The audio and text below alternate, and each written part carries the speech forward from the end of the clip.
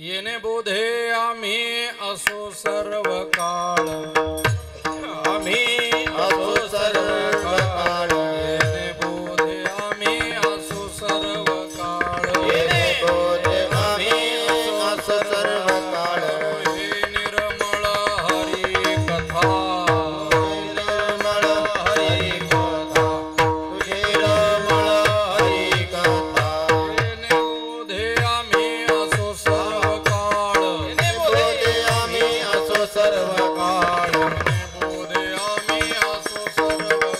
येणे बोधे आम्ही असो सर्व काळ,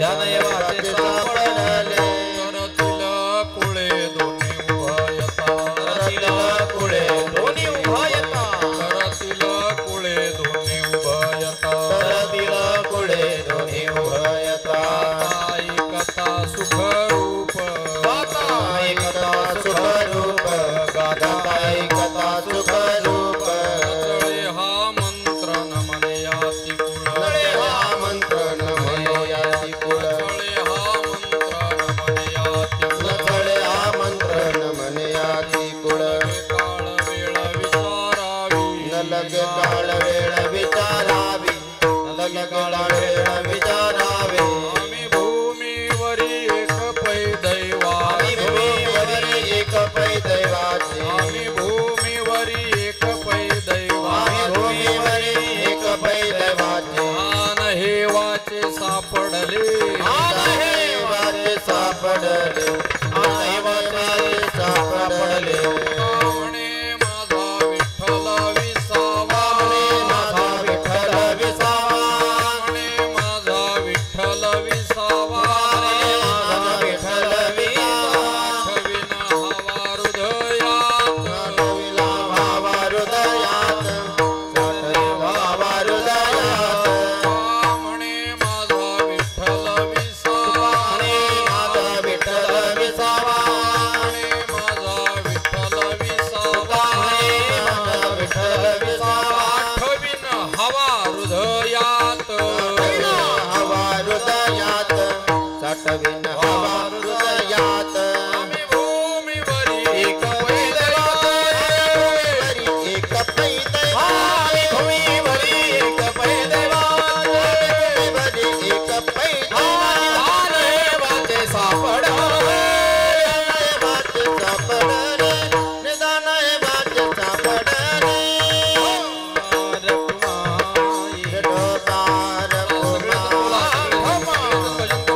जय जय ढोकार कुमारी ढोकार कुमारी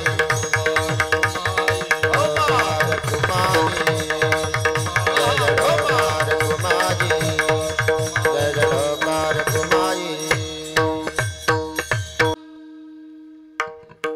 येणे बोधे आम्ही असो सर्व काळ येणे बोधे आम्ही असो सर्व काळ करू हे निर्मळ हरिकथा आम्ही भूमीवरी एक पै दैवाचे निधान हे वाचे सापडले तरतील कुळे दोन्ही उभयता गाता ऐकता सुखरूप नचळे हा मंत्र न म्हणे याती कुळ न लगे काळ वेळ विचारावी आम्ही भूमीवरी एक पै दैवाचे निधान हे वाचे सापडले तुका म्हणे माझा विठ्ठल विसावा तुका म्हणे माझा विठ्ठल विसावा साठवीन हवा हृदयात आम्ही भूमीवरी एक पै दैवाचे निधान हे वाचे सापडले विठ्ठल विठ्ठल विठ्ठल विठ्ठल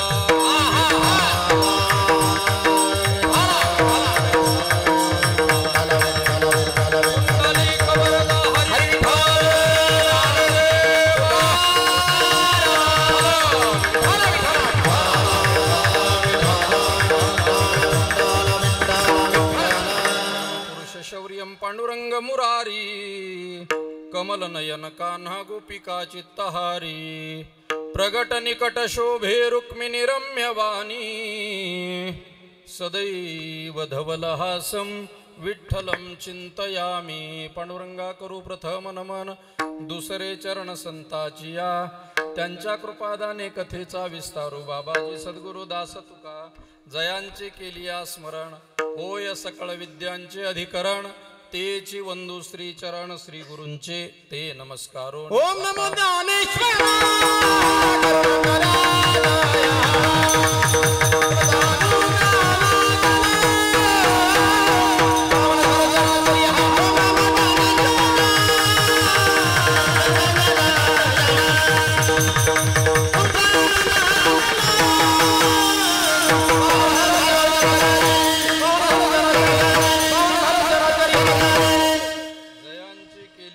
स्मरण.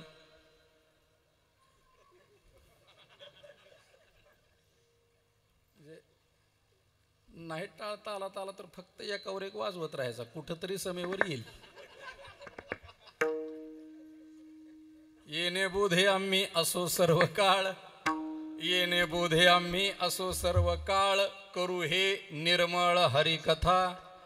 आम्ही भूमीवरी एक पै दैवाचे, निधान हे वाचे सापडले. मुक्त कैवल्य तेजोनदी भगवान श्री ज्ञानोबा वैराग्य राग रसिक जगद्गुरु श्री संत तुकाराम महाराज आदी सकल संतांच्या चरणारविंदी नतमस्तक होऊन प्राप्त स्थळी प्राप्त प्रसंगी पवित्र अशा या ढवळेश्वर संस्थान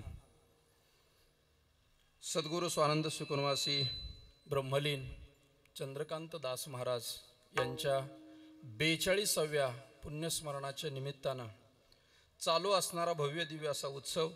या उत्सवातील आजची 5व्या दिवसाची संकीर्तन सेवा या संस्थांचे अधिपती पूज्य श्री महंत बाबा माऊली बाबा ज्यांच्या आदेशानं आणि या संस्थांचे सर्व कार्यकारी मंडळी आमचे परमस्नेही माऊली महाराज यांच्या कडून ही प्राप्त झालेली एक सेवा आहे. खरं तर एक खूप मोठा आनंद आता मला वैयक्तिक असं वाटायला लागलंय, कारण तसं तर कीर्तन वेळेच्या पुढं सुरू झालंय, त्यामुळं तर सोडायचं का सोडायचं. कारण ही सगळी मेळविली मांदी वैष्णवांची जी इथं आज उपलब्ध आहे, तुम्ही गेले 4 दिवस याचा आनंद घेता आहात. थोडासा आम्हाला पण घेऊ द्या ना आम्हाला, कारण रोज पत्रिकेमध्ये आमच्या भेटीगाठी नाही ना, या गावाचं त्या गावाला, त्या गावचं त्या गावाला, कुठंतरी भेट झालीच तर फेसबुक व्हॉट्सअप इंस्टा ह्याच्यावरतीच होती. योगायोगानं पूजनीय बाबांच्या प्रेमास्तव वारकरी संप्रदायातील साधना करणारे साधननिष्ठ गुणीजन मंडळी, वारकरी तत्वावर चालणारी ही सगळी गुणीजन मंडळी आज या ठिकाणी उपस्थित आहेत. प्रामुख्यानं संगीत विशारद आमचे शेळके महाराज, नारायण महाराज खिल्लारी. खरं तर आम्ही सगळे सोबत राहिलेले आहोत, त्यामुळं आज सगळी जबाबदारी त्यांच्यावर टाकून दिली. एकट्यानेच मी कुठंवर घ्यायची, त्यामुळे सगळी सुरुवाती रामकृष्ण हरीपासून तुम्ही पाहिलं. मी म्हणलं आता बोलायला तरी मला देतात का नाही काय. एक मित्र प्रेम आहे, त्यामुळं हा आनंद आम्ही घेतो आहोत. संकेत महाराजांनी उत्तम अशा प्रकारची साथ दिली. आपण सगळे टाळकरी गुणीजन मंडळी या आश्रमामध्ये या संस्थांवरती प्रेम करणारे संत महंत महाराज मंडळी श्री विद्यामदेव तीर्थ स्वामी महाराज, त्याचबरोबर श्री दत्तधाम टाका आश्रम वेरूळ, पूजनीय आईसाहेब अक्काताई महाराज नाथ आश्रम वेरूळ, हरिभक्तीपरायण संदीपान महाराज शिवगिरी आश्रम बाजाठाण आणि हरिभक्तीपरायण आमचे परमस्नेही परमार्थप्रेमी बाळासाहेब महाराज रंजाळे. जुन्या काळात माणसं अशी म्हणायची पहा, एका कीर्तनकाराच्या साथीला दुसरा कीर्तनकार जात नाही, गायक जाईल कीर्तनकार जात नाही. एस टीचे प्रवास असायचे, एक कीर्तनकार जर एखादा एस टीत बसला तर दुसरा म्हणायचा मी नाही जाणार. लोक म्हणायचे ही एवढची एस टी आहे गावातली, रातभर बसावं लागेल स्टँडवर. तो म्हणला रातभर इथंच ओपन, त्याच्या एस टी तिथं जाणार नाही. वारकरी संप्रदायाचे हेच चांगले दिवस आहेत महाराज, हेच चांगले दिवस आहेत. कोणत्याही प्रकारचं आडेवेडे न घेता आपल्या बंधूचं गुरुबंधूचं आपल्या मित्राचं कीर्तन आपल्याला ऐकायला मिळावं म्हणून आज जवळजवळ इथं रंजाळे महाराज आले, पण इथं पहिल्या दिवसापासून पुन्हा जर तुम्हाला सप्ताह सुरू करायचा झाला काल्याच्या दिवसापासून, तेवढे महाराज मंडळी इथं उपलब्ध आहेत. वा वा वा, तेवढे उपलब्ध आहेत. आणि मोठा आनंद मोठं प्रेम आहे. फक्त एक जबाबदारी माझ्यावरती दिलेली आहे. नियोजित वेळेमध्ये आपल्याला ती जबाबदारी पार पाडत असताना, भगवंताची सेवा करत असताना या संस्थांबद्दल अनेक वेळेला मी आमच्या परमस्नेही माऊलींच्या मुखातून ऐकलंय. अनेक साधक या संस्थांमध्ये घडले. पूजनीय बाबांच्या कृपा छत्राखाली आणि कृपा दृष्टीनं अनेक साधक या परमार्थामध्ये मार्गस्थ झालेले आहेत, मोठ्या गादीवर बसलेले आहेत. काही परमार्थाची मार्गक्रमणा करत असताना संसारिक जबाबदारी प्रपंच करत करत परमार्थाची योग्य वाटचाल करणारे अनेक मंडळी आहेत. पूज्य बाबांच्या मार्गदर्शनाने हा भव्य दिव्य उत्सव, आपल्या श्रीगुरूंची ही पुण्यतिथीचा उत्सव पूजनीय बाबा करतायत. कीर्तनाची जबाबदारी आजची माझ्यावर आहे, पण एक भूमिका सांगतो महाराज. एक तर कीर्तन स्वरात करावं लागतं, स्वरात करावं लागतं. आता तुम्ही स्वतः सगळी गायक मंडळीच इथं उपलब्ध आहेत, बसलेले उभे राहिलेले, आणि तेवढा स्वराच्या बाबतीमध्ये मी अडाणी माणूस आहे, दुर्दैवी माणूस आहे. एक तर कीर्तन स्वरात करा, नाहीतर मग ते जोरात तरी करा. त्याला आमच्या भागात तिकडं फळ भागात रेटून नेणं म्हणतात.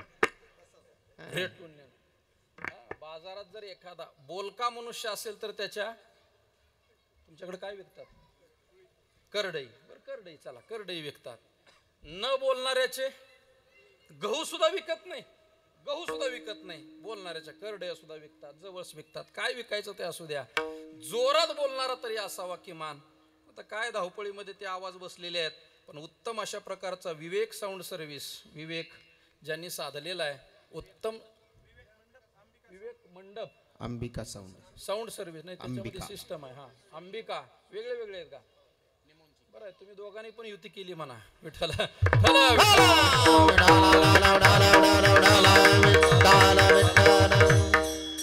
सगळीकडेच युती चालली तरी यांनी का सोडावी? वा वा वा. त्यांनी पण युती केली, जशी आपल्यात युती आहे त्यांच्यात युती झालेली आहे. फक्त आपल्या दोघात आता करूया, आपल्या दोघांमध्ये करूया. आणि सुंदर अशा प्रकारची व्यवस्था. अगदी कोणाला बघावं लागलं नाही, पकवाजाला म्हणावं लागलं नाही माझं हे वाढवा. हा हा, यांनी फक्त हात वर गेला समय करता त्यांना वाटते पाहिजे, वाटतं लगेच आवाज वाढवले. असं एक जाणकार व्यक्तिमत्व. आणि त्यामुळं आपल्या समोर ह्या सेवेचा योग आहे. अत्यंत सुंदर, अत्यंत भव्य दिव्य असा हा उत्सव. याकरता जगद्गुरु श्री संत तुकाराम महाराजांचा 5 चरणाचा अभंग आज आपल्या समोर ठेवलेला आहे. जगद्गुरु श्री संत तुकाराम महाराज या अभंगातून संतांचा 2 अंगानं परिचय करून देतात. विठ्ठला विठ्ठला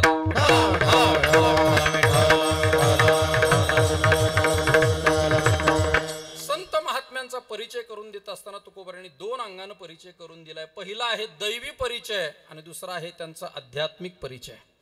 आध्यात्मिक परिचयानं आणि दैवी परिचयानं संतांचा आपल्याला परिचय करून देण्याचं काम तुकोबारायांनी केलं. प्रश्न असा आहे, का परिचय करून द्यावा लागला असेल?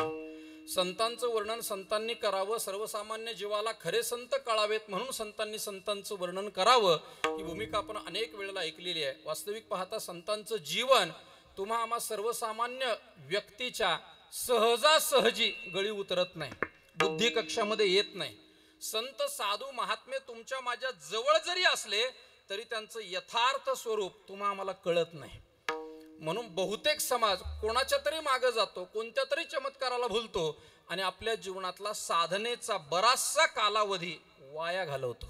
त्यांच्या ठिकाणी त्यांच्याबरोबर वाया घालवतो. आणि मग कुठंतरी एखादा त्यांचा दोष समोर आला, असे कुठं संत असतात का, असे साधू असतात का, म्हणून त्या परमार्थाचा मार्ग सोडून तो चांगला नास्तिक बनतो. एक वाक्य सांगतो, या नास्तिक माणूस जेवढा नास्तिक वागत नाही तेवढा आस्तिक नास्तिक बनल्यावर जास्त वागतो. विठ्ठला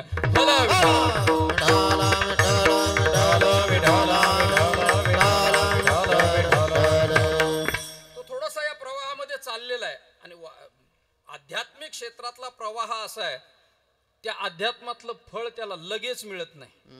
प्रपंचातलं फळ लगेच आहे, लगेच फळ मिळतं. महाराज सोयाबीन पेरलं, 2-2.5 महिने वाट पाहिली, नाही अवकाळी पावसात सापडलं, 2-3 महिन्यामध्ये लगेच पैसा खिशात आहे, लगेच खिशामध्ये आहे. व्यवहारातलं फळ लगेच आपल्याला दृष्टिक्षेपात आहे. म्हणून व्यवहारामध्ये जितका दक्ष आहे मनुष्य, परमार्थामध्ये तेवढा नाहीये. कारण परमार्थाची फळं दृष्टिगोचर नाही आहेत, ते दृष्टीच्या पलीकडे आहेत, ते अनुभवावे लागतात. आणि त्यामुळं थोडंसं परमार्थाची दिशा भरकटलेला मनुष्य मग चांगला नास्तिक बनतो. म्हणून खऱ्या संतांची ओळख जीवाला कळाली पाहिजे. कोण आहेत संत? मानवी जीवनाचं थोडं बारकाईनं पृथक्करण केलं, परीक्षण केलं, पाहिलं तर या जगामध्ये आलेल्या प्रत्येक मानवाला एक अपेक्षा आहे, आपलं जीवन सर्वज्ञ असावं. ही अपेक्षा आहे प्रत्येकाची आहे. क्षेत्र कोणतंही असू द्या, व्यवसाय, कला, क्रीडा, शेती कोणतंही असू द्या, राजकीय असू द्या, जाऊ द्या बाकीचं, मंडपातलं आपलं क्षेत्र असू द्या, गायन वादन कीर्तन आपलं क्षेत्र असू द्या. आपल्याला जे ज्ञान आहे आणि त्या ज्ञानातून आपली जी प्रसिद्धी आहे ते सगळं ज्ञान असावं, जगामध्ये आपण प्रसिद्ध असावं, ही भूमिका आहे, अपेक्षा आहे. तशी अपेक्षा वाईट नाही, वाईट नाही. आता इथं सुंदर मृदंग आपण संकेत महाराजांचा ऐकतो आहोत. संकेत महाराजांच्या मनातली एक इच्छा मी बोलून दाखवतो, फक्त खरं आहे का खोटं आहे तेवढं सांगा. मी कीर्तनाबरोबर जरा भविष्याचा अभ्यास केलाय. जोडधंदा असावा, असावा जोडधंदा. कुणी काही विकतं त्याच्यापेक्षा आपण आपला हात दाखवून भविष्य सांगावं. तसं मला हात बघण्याची गरज पडत नाही. नुसता मनुष्य बघितला तरी मी सांगू शकतो. फक्त त्याचे स्वतंत्र चार्जेस आहेत. विठाला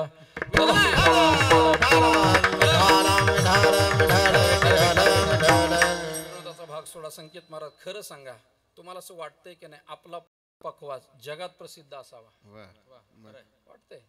केवळ असा ढवळेश्वर संस्थान इथला डेबे गावापुरता नाही, संभाजीनगर पुरता अजिबात नाही. महाराष्ट्राच्या पलीकडे जावा. युट्यूबच्या माध्यमातून वेगवेगळ्या देशातून फोन यावेत. वा महाराज, काय पखवाज आहे तुमचा, काय लयकारी आहे तुमची, काय हात चालतो तुमचा. वाटतं जसं तुम्हाला वाटतंय तसं या दोघांनाही वाटतंय. तुम्हाला सुद्धा वाटतंय. तुमच्या मनातलं भविष्य मी सांगतोय. तुम्हाला दोघालाही वाटतंय यांच्यापेक्षा आपली चाल जोरात झाली पाहिजे. आपल्या ताना जोरात. तुम्हाला वाटतंय तसं मलाही वाटतंय. काला लगे कीर्तन संपल्या नाही. बरीचशी माणसं बाळासाहेब महाराज आपल्याला लगेच बोलतात, महाराज वा काय कीर्तन झालं, बस कान तृप्त झाले, लगेच आपली छाती फुगत राहते. पुढच्या वर्षी येणार लगेच. असं नाही वाटत. थोडंसं पुढं आहे अजून. मला थोडं पुढं वाटतंय. काला व्हावा, डेबेगावचा काला व्हावा.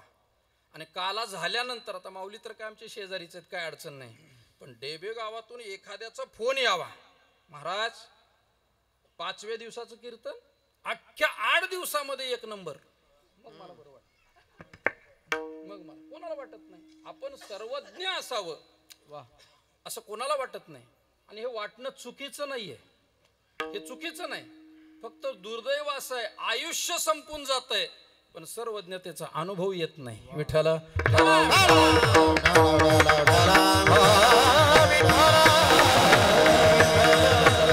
सर्वज्ञ असावं, सर्व सुखी असावं इच्छा आहे पण अनुभव येत नाही.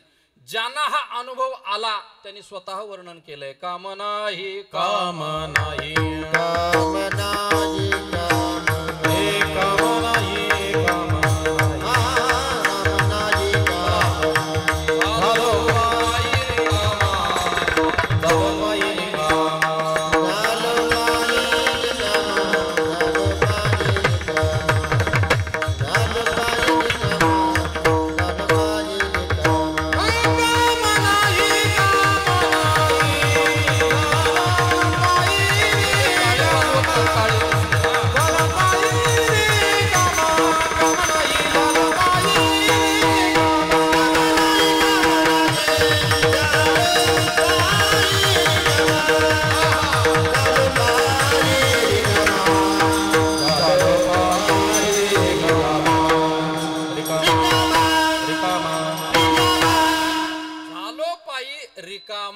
अनुभूती संतांना आली.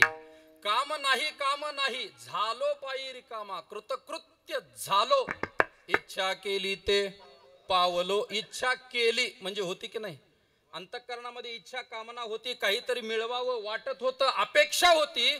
साधन इतकं अचूक बिनचूक केलं की आता मात्र इच्छा पूर्ण झाली. आता कोणतीच इच्छा नाही. जीवन कसं आहे, आता निश्चिंतीने पावलो विसावा टाकरी.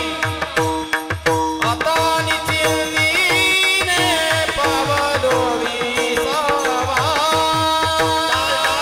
चलिया धावा तृष्णेदिया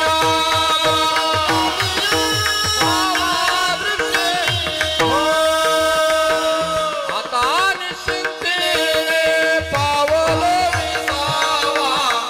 आता निश्चिंतीने पावलो विसावा कुंटलिया धावा कृष्णेदिया. आता निश्चिंतीने पावलो विसावा.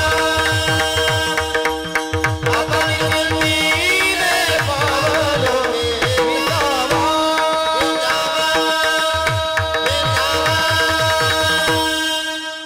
सांगून पाठिंबा काढून घे जा, सरकार पडल.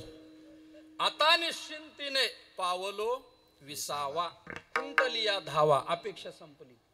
निरपेक्ष असं जीवन संतांचं झालं. या पदावर आरूढ असलेले झालेले जे संत आहेत ते सर्वसामान्याला कळत नाहीत. अडचण इथं आहे. परमार्थ पथावर आपण असलेले मंडळी किती संत कळाले आजपर्यंत किती कळाले? ज्यांचा पुण्यतिथी उत्सव आपण साजरा करतोय त्या पूज्य श्री महाराजांना ते हयात असताना किती जणांनी ओळखलं? प्रश्नचिन्ह आहे. विठ्ठल विठ्ठल विठ्ठल विठ्ठल.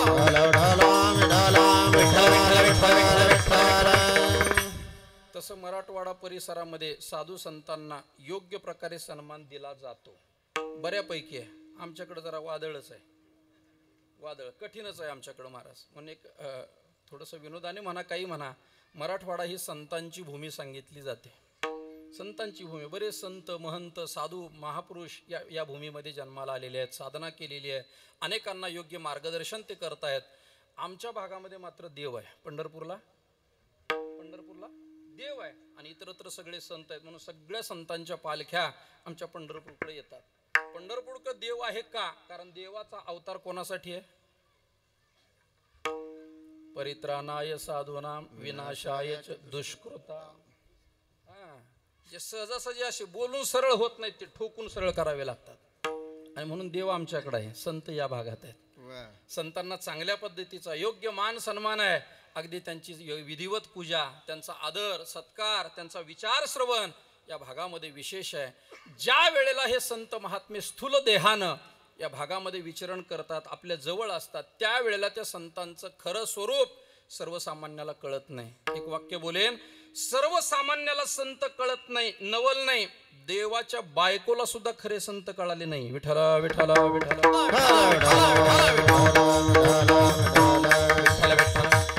देवाची बायको कोण? सीतामाई, प्रभू रामचंद्राची मर्यादा पुरुषोत्तम प्रभू रामचंद्र, त्यांच्या अर्धांगिनी असणाऱ्या सीतामाई. खरे संत नाही कळाले. एक सिद्धांत वाक्य सांगून जाईन, खरे संत नाही कळाले, काही जीवाचं वाटोळ होत नाही महाराज. संतांचं अंतःकरण म्हणजे माऊलीचं अंतःकरण आहे, आईचं अंतःकरण आहे. जगाच्या कल्याणाकरता संत या भूलोकामध्ये अवतीर्ण झालेले आहेत. कोणत्या ना कोणत्या निमित्तानं होईना ते समाजाला जवळ करतील, समाजाच्या जवळ स्वतः जातील, स्वतः त्रास सहन करतील, पण समाजाचं कल्याण करतील. हे संतांचं हृदय आहे. ते येतील आपल्या जवळ, आपण नाही स्वीकारलं तरी ते आपल्या जवळ येतील. पण या खऱ्या संतांची ओळख, खऱ्या संताला संत नाही मानलं तरी जीवाचं इतकं पतन नाही, पण संत नसणाऱ्याला संत मानलं तर त्या जीवाची अधोगती कोणीच वाचवू शकत नाही. खरे संत नाही ओळखता आले. विश्वमाऊली ज्ञानोबा आहे, ज्या वेळेला या भूतलावरती होते, स्थूल देहानं राहिले, त्यावेळेला कोणी ओळखलं? कोणी ओळखलं सांगा ना. आज ज्ञानोबारायांचा अभिषेक करण्याकरता रांग आहेत. माऊलींच्या दर्शनाकरता एकादशीच्या दिवशी, समाधी सोहळ्याच्या दिवशी नाही मंदिरात जाता आलं. बरीचशी माणसं भावनात, महाराज तुम्ही आळंदीत राहता, मग द्या की पास एखादा, द्या की पास एखादा, घेऊ द्या ना आम्हाला दर्शन. काही नाही, जावं ज्ञानोबारायांच्या समोर जावं, अंतःकरणपूर्वक नमस्कार करावा, माऊलींचं चिंतन करावं, ज्ञानोबाराय त्यालाही दर्शन देतात. पण ज्या वेळेला हे संत महात्मे होते त्यावेळेला किती जणांनी मानलं सांगा ना, किती जणांनी ओळखलं? देहांत प्रायश्चित्त घेतल्यानंतर सुद्धा समाजामध्ये फिरण्याचा अधिकार नाही दिला. जा म्हटले पैठणला आणि तिथून शुद्धीपत्र घेऊन या.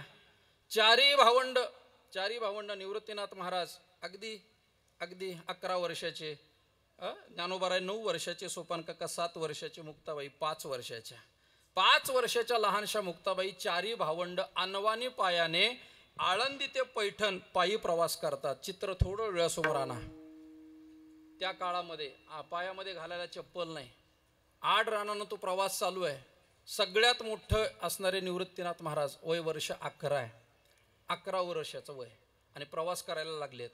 आपलं 15 वर्षाचं पोर सुद्धा जर सहलीला चाललं ना तर आई सांगत असते बसमध्ये बसवायला गेलेली, मधल्या सीटवर बस, मधल्या सीटवर.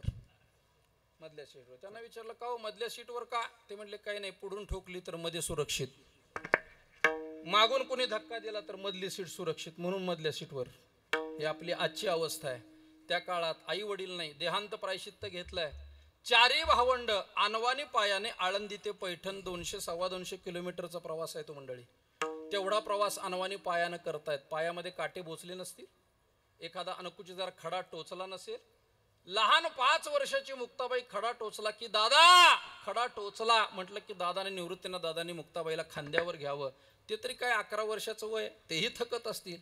कधी कधी हा विचार करत असताना मनामध्ये विचार येतो, ते अनवानी पायाने चालले, आज त्यांच्या नावानं आम्ही एसीच्या गाडीत फिरतोय.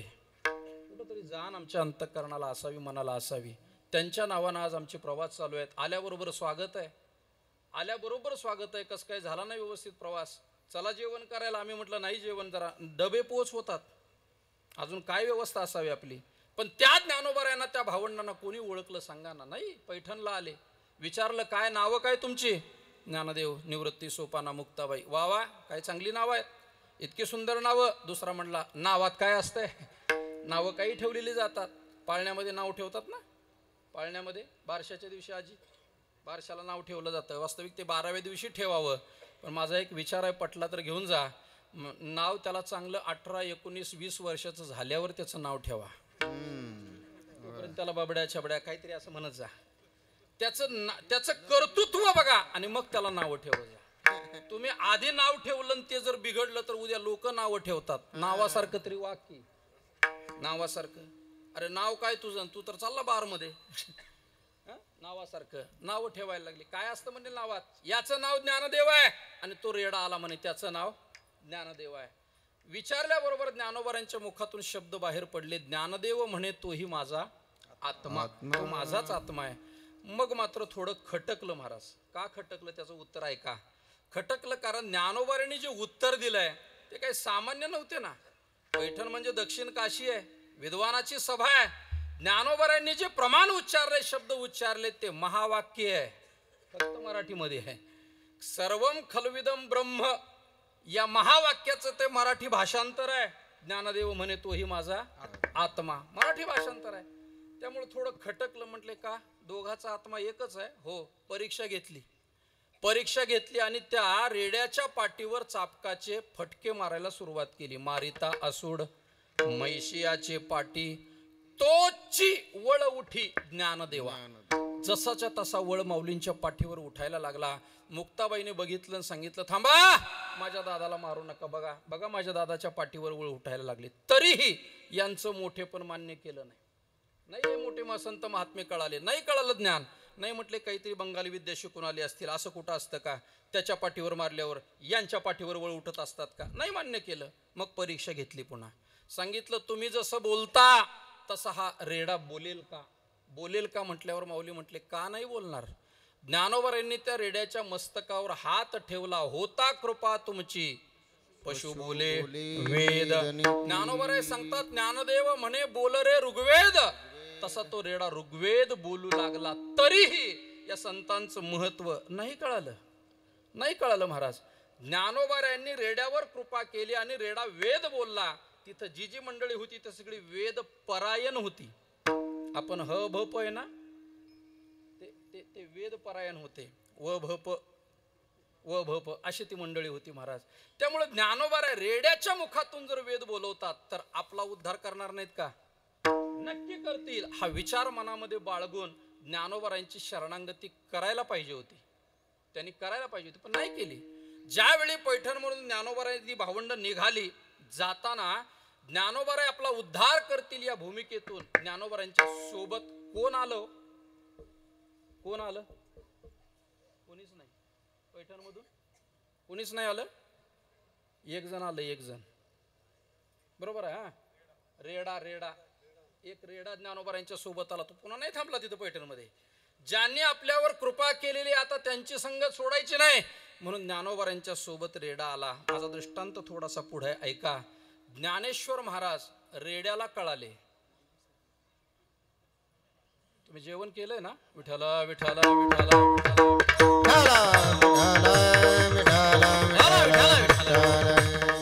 ज्ञानेश्वर महाराज पशुला रेड्याला कळाले, पण विद्वानाला कळाले. संत कळणं ही सामान्य गोष्ट नाहीये. संत जर कळावे असं वाटत असेल तर जगद्गुरु तुकोबाराय सांगतात तिथं त्या जातीचेच पाहिजेत, त्या जातीचेच पाहिजेत. संतांचा महिमा तो बहुदुर्गम, शाब्दिकाचे काम नाही येथे. संतांचं महिमान सांगायला एखादा शाब्दिक उभा राहिला ज्याच्याकडे शब्दाची कृपा आहे, शब्द प्रभू आहे, तो तत्क्षणी क्षणामध्ये उत्तर देणार आहे असा शब्द प्रभू असणारा, पण तो संतांचं वर्णन करायला लागला की जमत नाही जमत. काही काही जणांवर शब्दाची कृपा असते महाराज. शब्द बहुसार उपकाराची राशी असं ज्ञानोबारांनी म्हटले अमृतानुभवामध्ये. शब्दाची कृपा आपल्यावर व्हावी. आता काही काही माणसं शब्द दरिद्री असतात, काय करता? बोलण्याची खूप इच्छा असते पण बोलायला उभा राहिला माईक आला की याची ततपप होऊन जाते, कळतच नाही काय. पण काही काही असे पंडित असतात महाराज, त्यांना एरवी विचारा काय हरिपाठ पाठ काही नाही, हरिपाठ काही पाठ नाही, पण उभा राहिल्यावर 2 तास संबंध नाही अभंगाचा. विठाला विठाला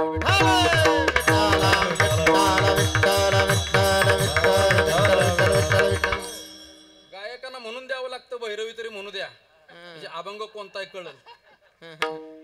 शब्दाची कृपा आहे काही जणांवर. अहो शब्द बहुसार, म्हणून तर जुनी माणसं म्हणायचे ना, एक वेळ मारलेला वळ बुजतो पण बोललेला शब्द राखीव ठेवतात.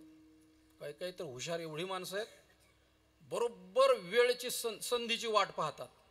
परिस्थिती नसते याची, फक्त पक्षाने म्हटलेलं असतं यंदा तुम्हीच, फक्त त्याने म्हटलेलं असतं यंदा तुम्हीच, हा लगेच त्याला हरभऱ्याच्या झाडावर बसवतो. तुमच्याशिवाय कोण आहे यंदाच्या आपल्या गटात, तुमच्याशिवाय कोण आहे आम्हाला वाली? उभा राहा, आम्ही सगळे कुठपर्यंत? फॉर्म माघारी घ्यायची मुदत संपत नाही तोपर्यंत. उद्या मतदान आहे म्हटलं की याने पक्ष बदललाच.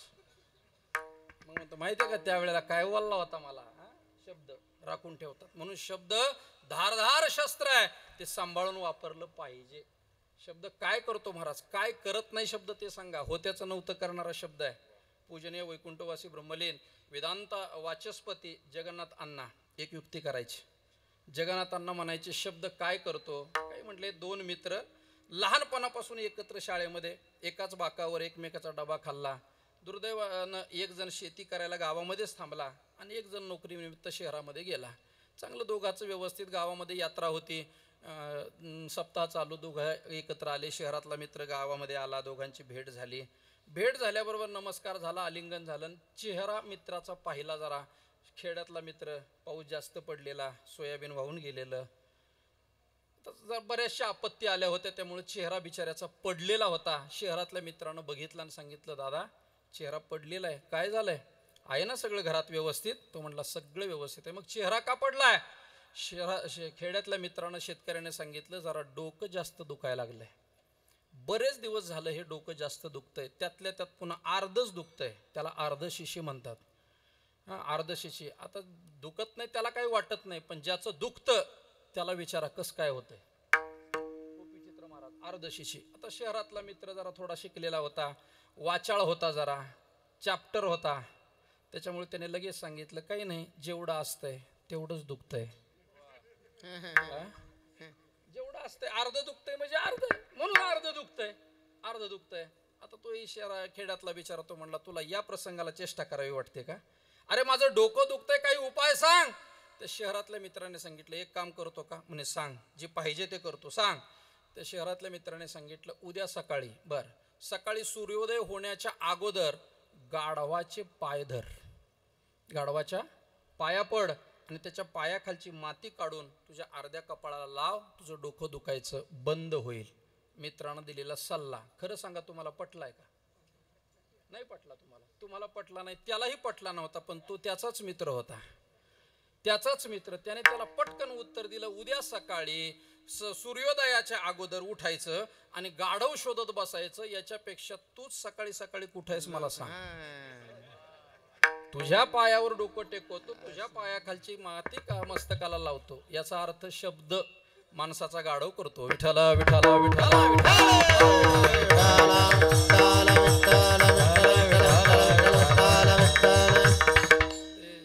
बऱ्याच ठिकाणी व्याख्यानाला बरीचशी मंडळी जातात. व्याख्यानाला म्हणतो मी, कीर्तनाला नाही, व्याख्यानाला.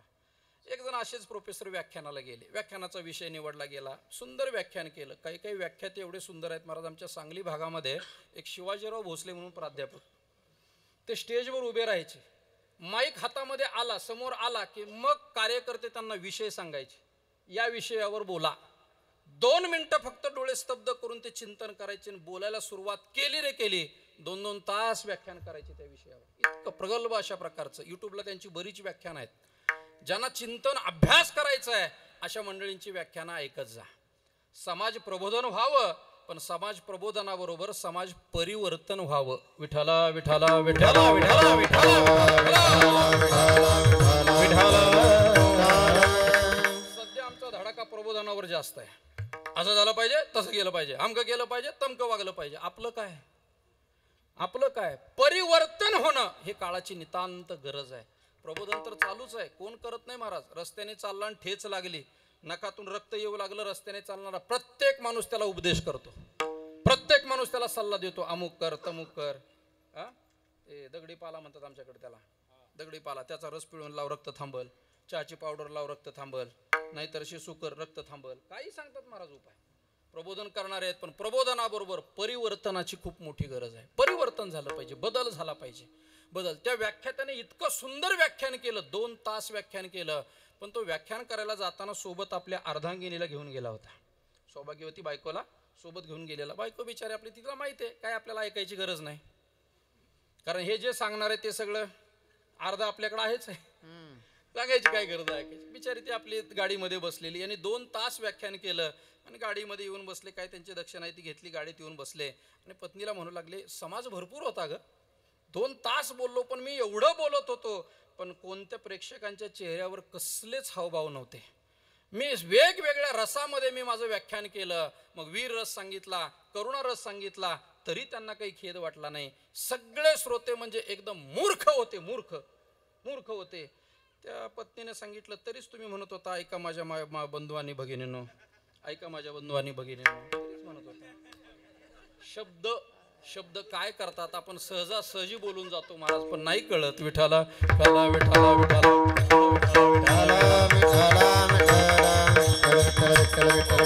या शब्दानं आपण संतांचं वर्णन करण्याचा प्रयत्न करू लागलो, पण जगद्गुरु तुकोबाराय सांगतात, शाब्दिकाचे काम नाही येथे. उदाहरण दिले, बहुदुधड जरी झाली म्हैस गाय, तरी काय होईल कामधेनू. बहुदुधड जरी झाली म्हैस गाय, 2 शब्द प्रयोग आलेत, म्हैस आणि गाय असे 2 शब्द प्रयोग गाथ्यामध्ये आहेत. जरशाचा प्रयोग गाथ्यामध्ये आलेला नाही. ते दूध देतोय महाराज, भरपूर दूध देतोय, भरपूर. अहो एखादी चांगली जर असेल ना जातवान, 3 वेळा धार काढावी लागते. शेतकरी म्हणते हाताने धार काढता येत नाही बोट, म्हणून आता मशिनी आणल्यात शेतकऱ्याने, मशिनी आणल्या त्यांनी.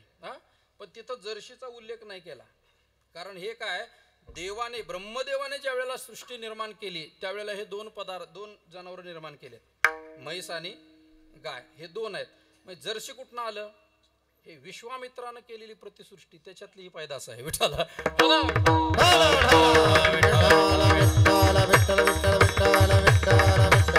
किती जरी दूध दिलं तरी कामधेनू होणार आहे का? कामधेनू होणार नाही. तसं संतांचं वर्णन करायचंय. तुका म्हणे अंगे वावे जै आपण, तरीच महिमान येईल कळो, तरीच महिमान येईल कळो.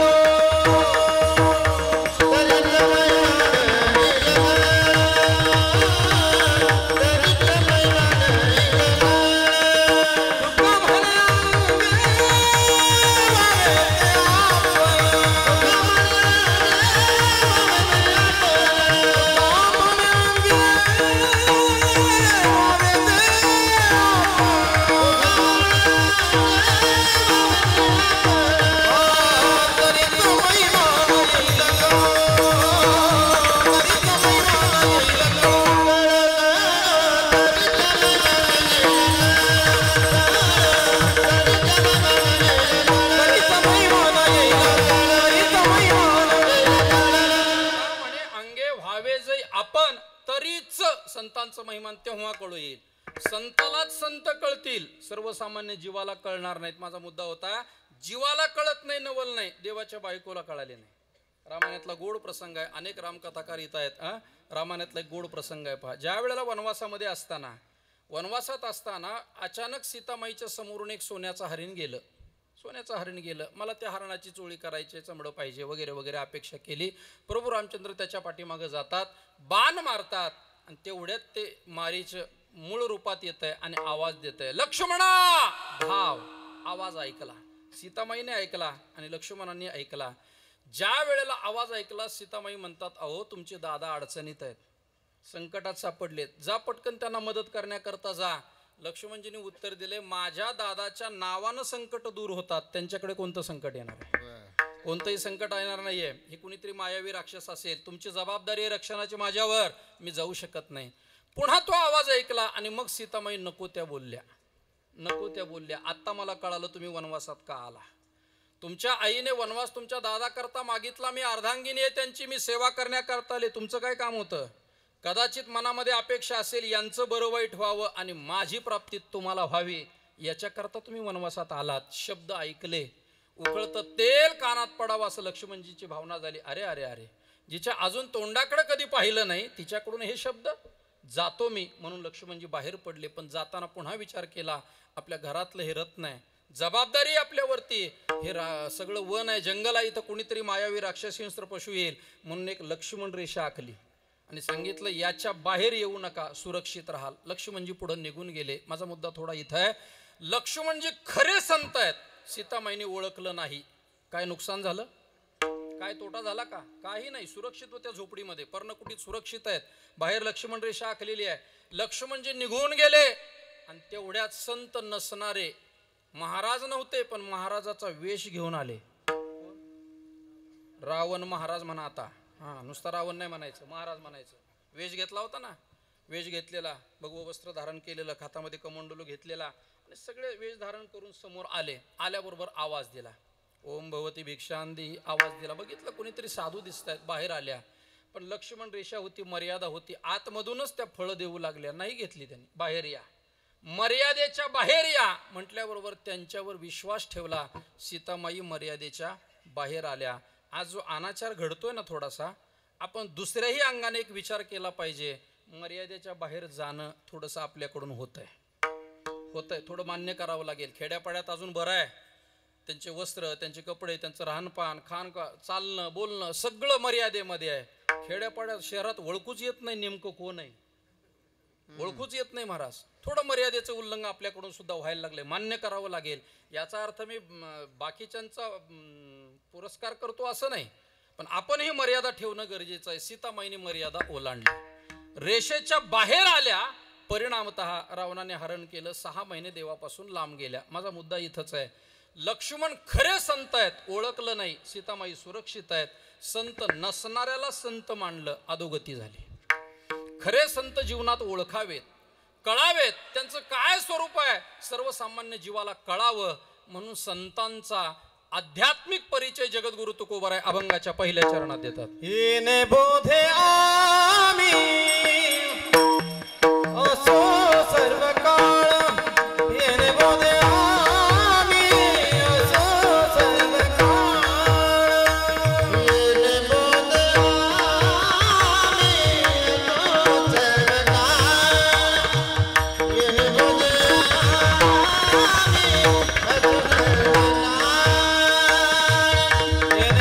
आम्ही असो सर्व काळ, येणे बोधे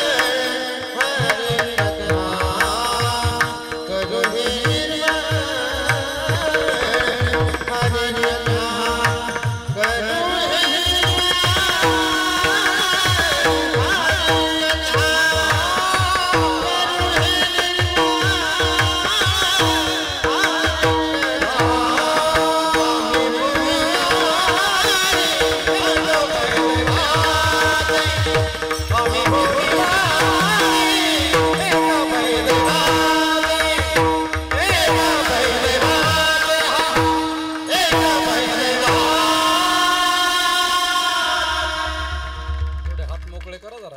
शाबास. कारण हे आयत्या वेळेला क्षणामध्ये हे सगळं आठवणं इतकं सोपं नाही. तसं इतकं सोपं नाही. सुंदर अशा प्रकारे साधना केलेली ज्ञानोबरायांच्या दरबारातली ही लेकरं आहेत. इतकं सुंदर आपण भजन त्या निमित्तानं श्रवण करतो आहोत. येणे बोधे आम्ही असो सर्व काळ. जगद्गुरु तुकोबाराय त्या संतांचा आध्यात्मिक परिचय देतात. कोण आहेत ते? बोधानं संपन्न आहेत. पण आम्ही आहोत येणे बोधे आम्ही. बोध शब्दाचा अर्थ आहे ज्ञान. ज्ञानानं संपन्न असणारे जे आहेत ते संत महात्मे. ते संत महात्मे करतात काय? ज्ञानाचा विस्तार थोडा मी वेळ राहिला तर पुढे करेन. कोणतं ज्ञान? कोणत्या ज्ञानानं संपन्न असणारा? त्यांचा बोध काय कामाचा आहे समाजाच्या? याचा विस्तार थोडा पुढे करेन. असे ते ज्ञानानं संपन्न असणारे संत महात्मे काय करतात? करू हे निर्मळ हरिकथा. ते निर्मळ अशी भगवंताची हरिकथा करतात. करू हे निर्मळ.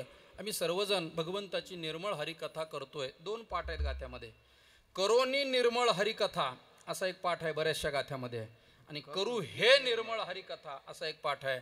श्री जोग महाराज गाथामध्ये करू हे निर्मळ असाच पाठ घेतला गेलेला आहे. करोनी निर्मळ म्हटलं की हरिकथा हे साधन होते आणि ज्ञान साध्य होतं. आम्ही हरिकथा केली म्हणून येणे बोधे आम्ही असो सर्व काळ साध्य होते. वारकरी संप्रदाय हरिकथेला साधन मानायला तयार नाही. तो हरिकथा साध्य मानतो. कथा कीर्तन हरिकथा हे आमच्या जीवनातलं खरं साध्य आहे. म्हणून ज्ञान झाल्यानंतर केली जाते ती हरिकथा आहे. ते भगवंताचं भजन आहे. करू हे निर्मळ. आम्ही निर्मळ होऊन भगवंताची हरिकथा करतो किंवा निर्मळ असणारी हरिकथा आम्ही करतो. विठ्ठला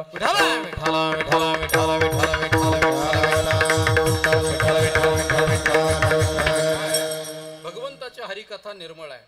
ती कथा करावी. बऱ्याच वेळेला अशी घटना घडते. कृती महत्वाची नसते, त्याचा हेतू महत्वाचा असतो. नेहमी विचार करावा. एखादा माणूस करताना कृती चांगली करतोय, उपकाराची करतोय, दिसत जरी असलं तरी त्याच्या कृतीच्या मागचा हेतू पाहावा. कशासाठी करतोय पाहावं. महाराज तुमच्या सप्त्याला आमची पंगत होऊ द्या, किती खर्च मीच घालणार. त्याचा हेतू पाहावा. कशासाठी घालतोय? निवडणूक जवळ आली म्हणून? कशासाठी घालतोय? हेतू पाहावा. हेतू महत्वाचा आहे. फळ हेतूला आहे, कृतीला महत्व नाही. आतमध्ये हेतू काय, कशा करता चाललंय हे पाहावं. बऱ्याच वेळेला असं घडतं महाराज कृती उपकाराची दिसते. बघा विचार करा. एखादा चोर चोरी करायला घरामध्ये शिरला रात्रीच्या वेळेला. चोर चोरी करायला शिरल्यानंतर त्याला जर नाही काही मिळालं, त्याची अपेक्षा इच्छा पूर्ण नाही झाली, तर घरातल्या सदस्याला तो मारतो. हातामध्ये धारदार चाकू आहे, त्याच्या आडवा आला ना त्याच्या पोटात चाकू खुपसतो, पोट फाडतो. एखादा चोरही पोट फाडतो. आणि दवाखान्यामध्ये एखादे डॉक्टर सुद्धा एखाद्या पेशंटचं ऑपरेशन करण्याकरता पोट फाडतात. कृती दोघांची सारखी आहे. यांनी पोट फाडलंय, यांनी पोट फाडलंय, हेतू मात्र भिन्न आहे. एकाचा जीव घेणार आणि एकाचा जीव वाचवणार. विठ्ठला विठ्ठला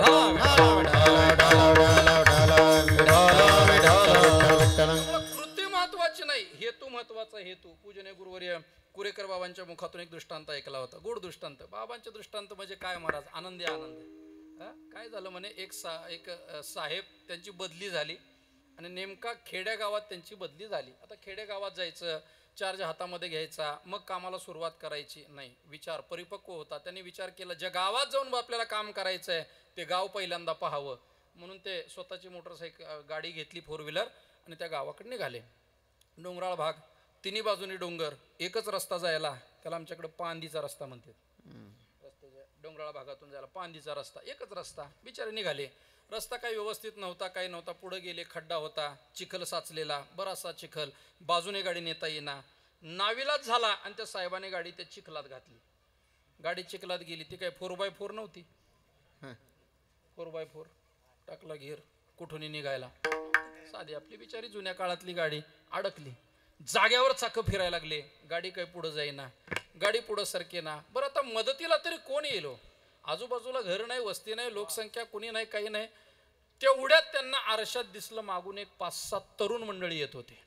तरुण मंडळी मागून येत होते. त्याने आपलं काचेतनंच काच खाली केली, आतून डोकावलं. ए बाबांनो जरा इकडे या, मदत करा, माझ्या गाडीला धक्का द्या, जरा गाडी बाहेर काढून द्या. तरुणांनी कसलेही आडेवेडे घेतले नाही. सध्या आडेवेडे घेणं जास्त चालू आहे. बरं जास्त चालू आहे. महाराज अमुक अमुक तारीख, लगेच आडेवेडे सुरू होतात. आडेवेडे अहो कामाला येता का आमच्याकडं, लगेच आडेवेडे सुरू होतात. आडेवेडे त्या तरुणाने कसलेच आडेवेळ घेतले नाही महाराज. पटकन आले, चप्पल बाजूला काढली, आपली पॅन्ट वरती खवली आणि गाडीला धक्का देऊन संकेत महाराज गाडी बाहेर काढून दिली. त्याने गाडी बाहेर काढली. साहेबाला एवढा आनंद वाटला, पटकन उतरले खाली, खिशातली 500ची नोट काढली आणि त्या तरुणाला सांगितलं ही नोट घ्या, पैसे घ्या, वाटून घ्या आपापसामध्ये. ते साहेब पुन्हा गाडीत बसणार, तेवढ्यात मनात विचार आला, येताना हे तरुण आजूबाजूला कुठं दिसले नाही. गाडी चिखलात अडकल्याबरोबर मदत करा म्हटल्यावर लगेच केली. बरं दिल्यानंतर मोबदला आम्हाला एवढेच पाहिजे, त्याशिवाय जाणार नाही असंही म्हटले नाही.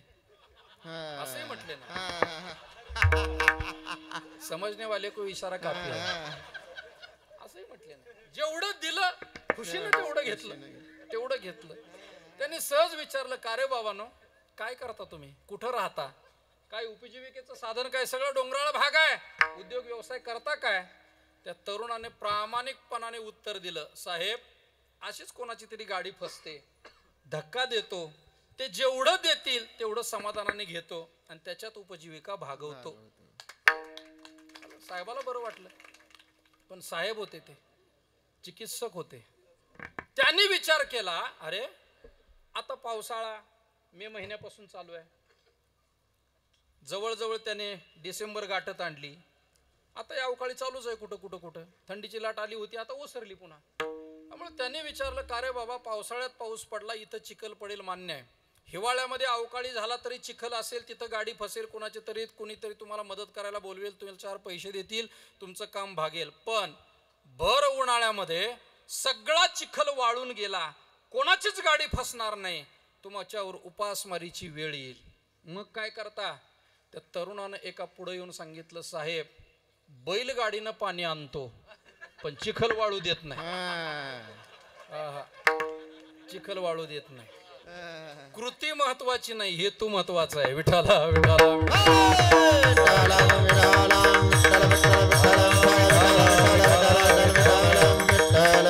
जगद्गुरु श्री संत तुकाराम महाराज येणे बोधे आम्ही म्हणून संतांचा परिचय करून देतात. आम्ही या बोधानं संपन्न आहोत. आता काय करता, करू हे निर्मळ हरिकथा.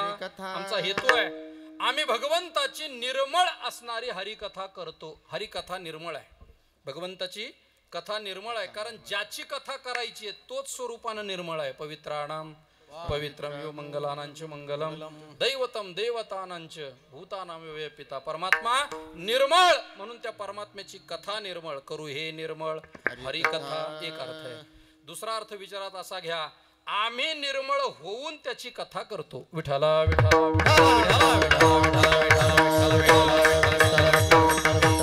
कथा करत असताना कथाकाराने पहिलं निर्मळ व्हावं लागतं.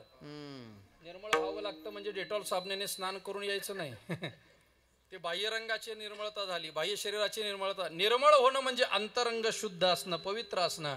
या भूमिकेतून कथा करावी, आपण निर्मळ व्हावं आणि मग ती कथा करावी. करू हे निर्मळ हरिकथा. किंवा निर्मळ हरिकथेचा तिसरा अर्थ हाही विचारात घेता येईल. कोणती कथा निर्मळ आहे, कोणती कथा निर्मळ आहे. ज्या कथेला समाज भरपूर आहे, ज्या कथेला टाळकरी गायक वादक भरपूर आहेत, ज्या कथेमध्ये अगदी माणूस खाली बसलेला बसतच नाही, खाली बसलेला कथेला माणूस बसतच नाही, नुसता उड्या मारतो. खाली मराठवाड्यात खाली गेलो होतो, खालच्या टोकाला मराठवाड्याचे, हे वरचं टोक आहे मराठवाड्याचं, खालच्या टोकाला फेटा बांधता नारायण महाराज एक जणाला म्हणला, महाराज काल असं कीर्तन झालं, काल असं कीर्तन, लोक खाली बसलेच नाही. म्हणलं फेटा बांधू का नको तेवढं सांग. निर्मळ कथा कशाला म्हणावी, कशाला म्हणावी. हरिकथा निर्मळ आहे. निर्मळ कथा त्याला म्हणतात जी कथा देवाला आवडते, ती कथा निर्मळ आहे. कथा करावी कथाकाराने, पण देवाला आवडेल अशी करावी, अशी करावी, देव त्याच्याने प्रसन्न व्हावा. आजही आपल्या वारकरी संप्रदायामध्ये कथेमध्ये बसल्यानंतर उठू नये हा जो नियम आहे ना, कारण या कथेमध्ये तेथे असे देव उभा. आपण जर कथा संपण्याच्या अगोदर उठलो तर तो देवाचा अपमान आहे, देवाचा. मोठी माणसं येऊन बसल्यानंतर लहान्याने उठू नये, नियम आहे. त्यांनी परवानगी दिल्याशिवाय उठू नये. आपण कथेमध्ये जर देव आहे ना, मग त्या कथेमध्ये आपण उठू नये हा नियम आहे. मग ती कथा देवाला प्रसन्न करणारी असावी. ज्या कथेनं देव प्रसन्न आहे ती कथा निर्मळ आहे. देवासाठी कथा व्हावी महाराज, देवासाठी. बाकी काय सेवेकरता म्हणतो आपण फक्त, सेवेकरिता घेतलेला अभंग. प्रश्न पडतो कुणाच्या सेवेकरता? देवाच्या? त्याचं तर नावच नाही की, नावच नाही त्याचं. बाकीचे सटाके सगळे चालू आहेत आपले. नाही, ती कथा देवासाठी असावी. देव प्रसन्न व्हावा महाराज, देव प्रसन्न व्हावा त्या कथेमध्ये. योगायोग सांगतो आमच्या भागातलाच आहे, आमच्या भागातला आहे तिकडला. काही नसतं, कथा आपण करावी, कीर्तन आपण करावं. ते पुढच्या कार्यक्रमाचं निवेदन देण्याकरता कार्यकर्ते येतात. वा वा महाराज, अमूल्य वेळ आपला खर्च केला. आता कथेला जर वेळ खर्च केलेला अमूल्य वेळ जर वाया जायला कसं व्हायचं हो? तुमचा अमूल्य वेळ आज आम्हाला दिलात. हा, मग इथं आलेला वेळ जर अमूल्य आपला वाया जात असेल, बाकीचा कुठं जातो? मग कीर्तनातला वेळ जर वाया जात असेल तर अवश्य आपल्यातली संधी आपल्याला मिळालेली पंचक्रोशीला, की आज आपल्या आश्रमामध्ये कथा कीर्तन सप्ताह चालू आहे ना, जेवढा याचा आनंद घेता येईल तेवढा घेत चला. बाकी तर प्रपंच चालूच आहे की, नित्य सुरूच आहे आपला प्रपंच. हा, थोडंसं कीर्तन जरा पुढे चालला तर गायक कलाकार मंडळी एरवी सापडतात काय? 8 दिवसात कसे बसे 2-3 दिवस सापडतात. 8 दिवसात, कारण माग व्यापच तेवढा आहे ना महाराज. आता कीर्तनकार 1.5 तासासाठी आपण रंजाळे महाराज आपण जातो, व्याख्यान 1.5 तास करतो. अहो 10 मिनिट यांना मिळतात फक्त. 10 मिनिटासाठी 500 किलोमीटरचा प्रवास करायचा, आणि आपण जरा चाल लांबली की म्हणायचं हा हेच ऐकायला आलो का आम्ही? एरवी तर चालूच आहे ना आपलं, एरवी चालू. थोडा वेळ वाढला कथेमध्ये, अडचण काय महाराज? हे सगळं निर्माण करण्याकरता हे संस्थान कित्येक दिवस झालं झटतंय, हे त्यांना माहिती आहे. कित्येक दिवस झालं, तारखा 6-6 महिने घेतल्यात, पण अचानक अडचण येते. आता काही जण मुद्दाम अडचणी आणतात, तो प्रश्न वेगळा आहे, पण काही जण अचानक येते अडचण. करता काय? काहीतरी करावं लागतं नियोजन. थोडासा वेळ दिला पाहिजे. कथा देवासाठी असावी. पण ते निवेदक आले समोर, महाराज खूप सुंदर कीर्तन झालं, अप्रतिम कीर्तन झालं, अप्रतिम कीर्तन झालं, हे सगळं त्यांचं वर्णन होतं. आणि मग ऐका, उद्याचे कार्यक्रम, उद्या याच्याही पेक्षा सुंदर कीर्तन आहे. होणारच आहे, होणारच आहे तसं उद्या. पण ते बोलताना याच्याही पेक्षा, गेलं ना आपलं मातीत, गेलं ना आपलं लगेच. समाजासाठी करावी. समाजाने गंगेमध्ये, गंगा प्रवाही आहे, स्नान करून घ्यावं, पण गंगेचं वाहन समुद्राला मिळणार. तसं कथाकाराने ही कथा करत असताना कथा देवासाठी करावी. विठ्ठल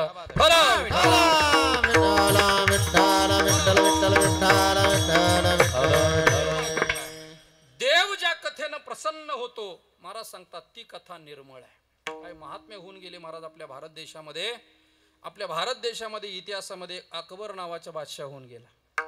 बादशाह संगीत प्रिय होता, त्यामुळे त्या बादशाहच्या पदरी तानसेन नावाचे गायक गायन करायचे. तानसेन गायक आहेत, काय गायन असेल महाराज तानसेनचं. हा हा हा, शेळके महाराजांचं, नारायण महाराजांचं गायन ऐकलं, आपण प्रसन्न झालो, टाळ्या वाजवल्यात, आपण प्रसन्न झालो. तानसेन गायन करायचे. पूजनीय वैकुंठवासी मामासाहेब दांडेकर असं म्हणायचे, म्हणतात, गुरुवाऱ्यांच्या मुखातून ऐकलेलं आहे. मामा असं म्हणायचे, तानसेनचं गायन ऐकण्याकरता माणूस कानसेन असावा लागतो. कानसेन पाहिजे. एखादा तानसेन गायन करतोय, सुंदर आहे गायक, आलाप गात आहेत, नेमकं ऐकायला बहिरं बसलं समोर, ऐकायलाच येत नाही त्याला, ते बसलं नुसतं असं करत, नुसतं असं. काय उपयोग आहे? काय उपयोग आहे? गायन करणारे तानसेन आहेत, ऐकणारा अकबर बादशाह आहे. प्रसन्न व्हायचा, सुवर्ण मोहरा दान द्यायचा. सुवर्ण मोहरा आताही माणसं देतात दान, पण इथं देत नाही, तिकडे देतात. कॅमेरा चालू आहे, नाहीतर मी खुनेनं सांगितलं असतं तुम्हाला, समजून घ्या. सुवर्ण मोहरा दान द्यायचा. एवढा प्रसन्न व्हायचा अकबर बादशाह, एवढा प्रसन्न. एक दिवस त्याने तानसेनला सांगितलं, का रे तानसेन, काय इतकं सुंदर तू गायन करतो, मी तुला सुवर्ण मोहरा दान देतो. त्या बादशाने सांगितलं, तानसेन तू जर एवढं सुंदर गायन करतो तर तुझे गुरुजी किती चांगलं गायन करत असतील. गुरुजी किती चांगलं गायन करत असतील. संकेत महाराज एवढं चांगलं वाजवतात. संकेत महाराजांचे गुरुजी किती चांगलं वाजवत असतील. आता तो बादशाह, त्याने सांगितलं, बघ मला तुझ्या गुरुजींचं गायन ऐकायचंय, कर फोन त्यांना, घे तारीख त्यांची. बादशाह ना तो, बादशाह तो, कर फोन, घे तारीख त्यांची. तानसेन म्हणला, मी करतोय ना गायन, त्याने जे शिकवलं तेच मी गातो. नाही, मला तुझ्या गुरुजीचंच गायन ऐकायचं आहे. तानसेनने सांगितलं, माझ्या गुरुजीचं गायन ऐकायचं असेल तर तुम्हाला त्यांच्याकडे जावं लागेल, ते तुमच्याकडे येणार नाही. तुम्हाला त्यांच्याकडे जावं लागेल. इच्छा होती, अपेक्षा होती, लालसा इतकी तयार झाली की ऐकायचं आहे. तानसेनच्या गुरुजीचं काय सांग, कुठं गायन करतात?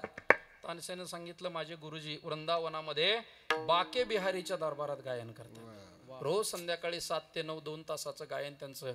हरिदास प्रभू त्यांचं नाव आहे. हरिदास प्रभूंचं भजन चालायचं. महाराज समाज असा भजन ऐकण्याकरता यायचा. राजाही निघाला, म्हणले चल आजच जाऊ. तानसेननं सांगितलं, राजा म्हणून जायचं नाही, साधक म्हणून चला, मग ऐकता येईल. राजवस्त्र उतरवली, सामान्य परिधान केला वेश, आणि राजा अकबर बादशाह येऊन भजनाला बसला. एवढं भजन सुरू महाराज. आता हरिदास प्रभूंचं भजन आहे. भजन सुरू झालं रे झालं, राजाला समाधी लागली. समाधी लागली. 2 तास मी राजा आहे, विसरला राजा तो. समाधी लागलेला राजा. भजन संपलं, दोघं परत निघाले. चलता चलता अकबराने तानसेनला सांगितलं, तानसेन किती सुंदर भजन करतात रे तुझे गुरुजी. वा, आज समाधी लागली मला, मी राजा विसरलो. 2 तास कसे निघून गेले काही कळालं नाही. तानसेन तू का असं भजन करत नाही? रोज माझ्या दरबारात तू भजन करतो, असं चांगलं भजन तू करत जा, मला रोज 2 तास समाधीचा आनंद मिळेल. तानसेन दिलेलं उत्तर मला खूप महत्वाचं आहे. तानसेन सांगतो, महाराज मी भजन करतो, तुम्ही खुश व्हावे आणि मला सुवर्ण मोहरा द्याव्यात. माझं भजन तुम्हाला खुश करण्याकरता, माझे गुरुजी देवा करता भजन करतात. देवा करता, देव प्रसन्न व्हावा. जगद्गुरु तुकोबाराय सांगतात, ती निर्मळ हरिकथा आहे. करू हे निर्मळ हरिकथा. आम्ही ज्ञानानं संपन्न असल्यामुळं आम्ही त्या भगवंताची हरिकथा करतोय, निर्मळ हरिकथा करतोय. म्हणून केवळ या लोकांमध्ये नाही तर संपूर्ण त्रैलोक्यामध्ये आमच्यासारखा दुसरा भाग्यवान कोणी नाही. दुसरं चरण. आम्ही भूमिवारी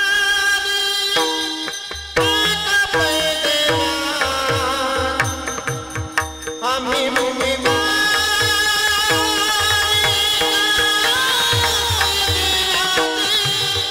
आम्ही भूमिवारी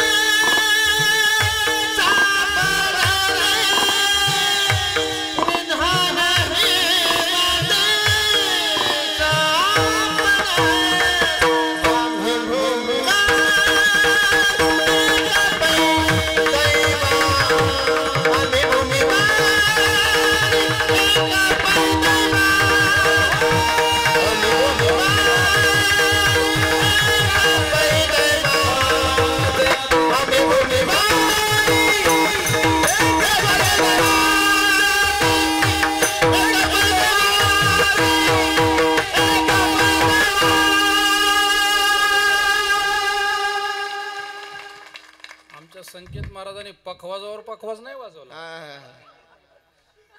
माईकवर पकवाजवला माईकवर वा वा शाई बी पडली तर भरून घ्या विठाला विठाल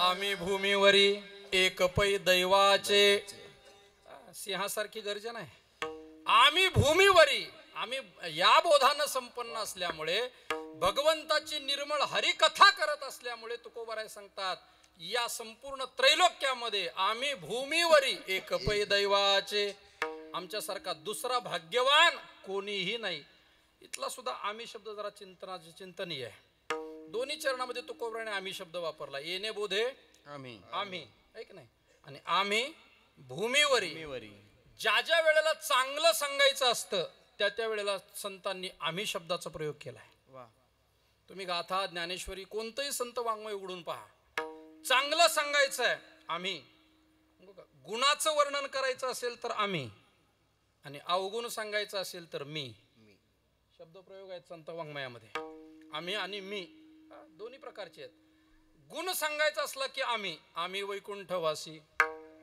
आलो याची कारणासी एक गावे आम्ही विठोबाचे नाम आम्ही शब्दप्रयोग कुठलंही प्रमाण काढा आम्हीच आम्ही शब्दप्रयोग आला की गुण चांगलं वर्णन आहे काहीतरी दोष सांगायचा असेल मी अवगुणी अन्यायी मी तव अनाथ अपराधी मी आता हे संत वाङ्मयात आहे आणि आपलं नेमकं उलट आहे आपलं चांगलं काहीतरी झालं मी केलं मी चांगलं केलं की लगेच मी आणि वाईट घडू द्या आम्ही सगळे होतो म्हणून बिघडलं भाजीत जर मीठ जास्त झालं कोणीच कबूल करत नाही महाराज भाजी करणार नाही आम्ही सगळे होतो थोडं थोडं पडलं असं आम्ही संत वाङ्मय बारकाईनं अभ्यासात असताना तुकोबाराय सांगतायत या भूतलावरती आमच्यासारखा दुसरा भाग्यवान कुणी नाही हा स्वाभिमान आहे कुठंतरी आपण या वारकरी संप्रदायाचे पायिक म्हणून घेत असताना हा स्वाभिमान मला वाटतं जिवंत ठेवणं गरजेचं आहे आज आपला स्वाभिमान ढळत चाललाय संपलाय काही जणाचा गळ्यामध्ये पवित्र तुळशीची माळ घातल्यानंतर पुन्हा एखाद्याचा बिल्ला किशाला अडकवणं दुर्दैव आहे ज्ञानोबाराय तुकोबारायचे म्हणून या महाराष्ट्रामध्ये आपण जर ज्ञानेश्वरी गाथा अंगीकारला असेल तर पुन्हा एखाद्याच्या पायावर नतमस्तक होणं त्याची काहीतरी दीक्षा घेणं दुर्दैव आहे आपल्या जीवनातलं स्वाभिमान जिवंत ठेवा काय स्वाभिमानी होते आपल्या या भारत देशातली मंडळी स्वामी विवेकानंदांच्या जीवनातला प्रसंग सगळ्याला ज्ञात आहे स्पर्श करून जातो फक्त स्वामी विवेकानंद श्रीमद भगवद्गीतेचा आणि हिंदू धर्माचा प्रचार करण्याकरता भगव वस्त्र धारण केलं आणि संपूर्ण भारतभर प्रचार केला नव्हे परदेशात सुद्धा गेले परदेशात अनेक परदेशात त्यांची व्याख्यानं झालेली आहेत महाराज यूट्यूबला सर्च करा तुम्हाला सापडतील ते व्याख्यानं ऐका थोडंसं ज्यांच्याकडे मोबाईल आहेत त्यांनी असं काहीतरी ऐकत जा कुठं ऐकतं ते चल माझे काय ते पाण्याला जाऊ काय गवळण काय ना महाराज पाण्याला जाते पाणी घेऊन येते रडू नको बाळा हा कवर ऐकत बसताय लहान लहान मुलं सुद्धा महाराज रडू नको बाळा रडू नको अरे कुठं रडू नको बाळा रडायचं घे एकदा रडून काय विचित्र जेवढं आपल्याकडं सोशल मीडिया उपलब्ध आहे ना त्याचा चांगला फायदा घेण्याचा प्रयत्न करा बघा तुम्ही स्वामी विवेकानंद नाही आता अभ्यास पुस्तकं कोणी उघडत बसत नाही ना मोबाईलवरती पहा त्याच्यावरती ऐका श्रवण करा विवेकानंद स्वामींनी जे कार्य केलंय परदेशामध्ये जास्त कार्य केलं महाराज गरज होती तिथं गरज होती गेले जात असताना जायचे तिथं पण वेश पालटला नाही संन्यास धर्म दीक्षा घेतलेली होती जसाच्या तसा वेशभूषा ठेवली भगव वस्त्र धारण केलेलं लुंगी भगवी अंगावरती उपरणं भगव डोक्यावर फेटा सुद्धा भगवाच धारण केलेला परदेशात जायचे याच गणवेशात जायचे आपलं तसं नाही आपलं लगेच जसा देश तसा वेश लगेच होतो महाराज मूत्र घालायला अडचण येते हो म्हणून मी पहिल्यांदा जे वाक्य वापरलंय ना हे सगळे वारकरी जीवन जगणारी कलाकार मंडळी आहेत आमची वारकरी जीवन जगणारे आहेत हा पूजनीय आमचे श्री गुरु ब्रह्मलीन बोधे बाबा हो लांबडा शर्ट सुद्धा चालायचं नाही एकदा रंजाळे महाराज मला म्हटले होते एकनाथ बा तुमच्या एका शर्टात 2 होती लांब घालायचं ना तर पकवाज वाजवायचं तेव्हापासून सोडून दिलं लांब घालायचा सोडून दिलं मोठी माणसं महाराज सहज उपदेश करून जायचे सहज उपदेश करायचे स्वामी विवेकानंदांनी वेश सोडला नाही गणवेश पालटला नाही जसेच्या तसे भगव वस्त्र धारण केलेलं गेले परदेशामध्ये आवरलं वगैरे व्याख्यानाला जायचं आहे निघाले व्याख्यानाला परदेशामधला एक शिष्य त्यांच्यासोबत चाललेला त्यांनी निरीक्षण केलं स्वामींचं डोक्यावर फेटा त्यांच्या देशातला भगवा फेटा आहे पायात चप्पल मात्र आपल्या देशातली कोणीतरी शिष्याने आणून दिली असेल पायात चप्पल घातलेली स्वामी विवेकानंद निघाले त्यांनी विचारलं, स्वामीजी काय पायात चप्पल आमच्या देशातली आहे आणि डोक्यावर फेटा तुमच्या देशातला आहे, हे सहज घडलं का मुद्दामन केलं? सहज घडलंय का मुद्दामन केलंय? स्वामींच्या लक्षात आलं त्याच्या विचारण्याचा रोख, आणि स्वामींनी पटकन उत्तर दिलं, मुद्दाम केलंय. हे मुद्दामन केलंय. पायातली चप्पल तुझ्या देशातली आहे आणि डोक्यावरती फेटा माझ्या देशातला आहे, मुद्दामन केलंय. का केलं असं? त्यावेळेला स्वामींनी त्याला उत्तर दिलं, अरे तुझ्या देशातली संस्कृती भोग प्रधान आहे म्हणून मी तिला पायदळीत उडवली आहे. माझ्या देशातली संस्कृती त्याग प्रधान आहे म्हणून तिला मस्तकावर धारण केली आहे. याचा धरीन अभिमान,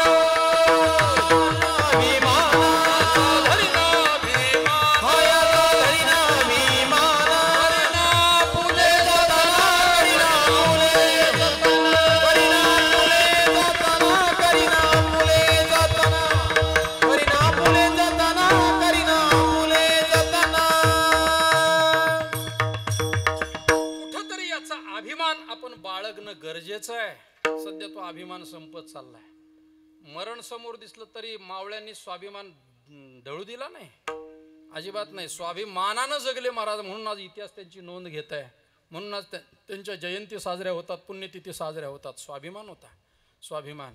ज्या वेळेला छत्रपती शिवाजी महाराज हिंदवी स्वराज्य वाढवू लागले, स्थापन झालं, रायगड स्थापन झालं, भरपूर खर्च झाला होता. म्हणून विजापूरचा गोवळकोंडा, त्या गोवळकोंड्याच्या बादशाच्या भेटी करता छत्रपती निघाले. ठराविक मावळे सोबत घेतलेले आहेत, निघाले भेटी करता.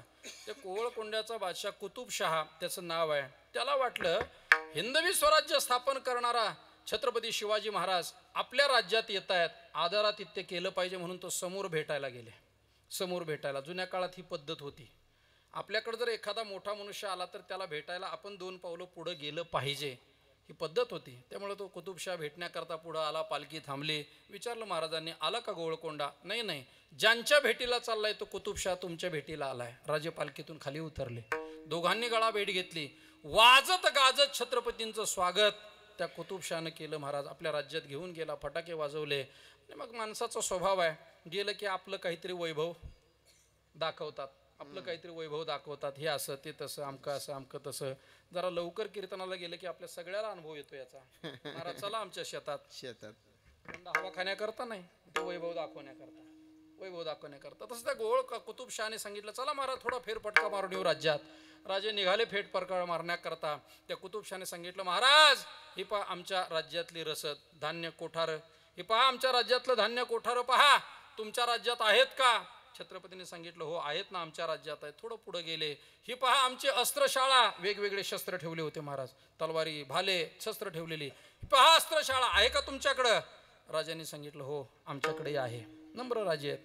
पुढे निघाले, ही पहा आमची अश्वशाळा, वेगवेगळे कर्नाटकी बुलंद घोडे तिथं बांधलेले होते महाराज. ते घोडे दाखवले, आहेत का तुमच्याकडे घोडे? राजाने सांगितलं, आमच्याकडे सुद्धा असे घोडे आहेत. अजून थोडं पुढे गेला, तिथं गजशाळा होती. गज म्हणजे गज म्हणजे गज म्हणजे काय माहिती, आता इंग्लिश मिडियममुळे राहिलंच नाही महाराज. हे एलिफंट म्हटलं की मग लक्षात येते, गज म्हणजे लक्षात येत नाही महाराज. हत्ती, हत्ती, हत्तीची शाळा बघितली आणि सांगितलं, महाराज ही पहा आमच्या राज्यातली हत्तीची शाळा, पहा हे आमचे बुलंद कर्नाटकी हत्ती, आहेत का तुमच्या राज्यात? महाराजांना प्रश्न पडला, आपलं राज्य म्हणजे सगळं डोंगराळ भागातलं. आजही जीन पॅन्ट घातलेला मनुष्य गडावर पोचू शकत नाही. मी साक्षीदार आहे याचा, म्हणजे मी घालून गेलो नव्हतो, माऊली आम्ही सगळे जात असताना बघितलंय. नाही महाराज, 2-2 फुटाच्या पायऱ्या, त्याचा पाय जात नाही वर. मग कळालं धोतर किती कामाचं आहे.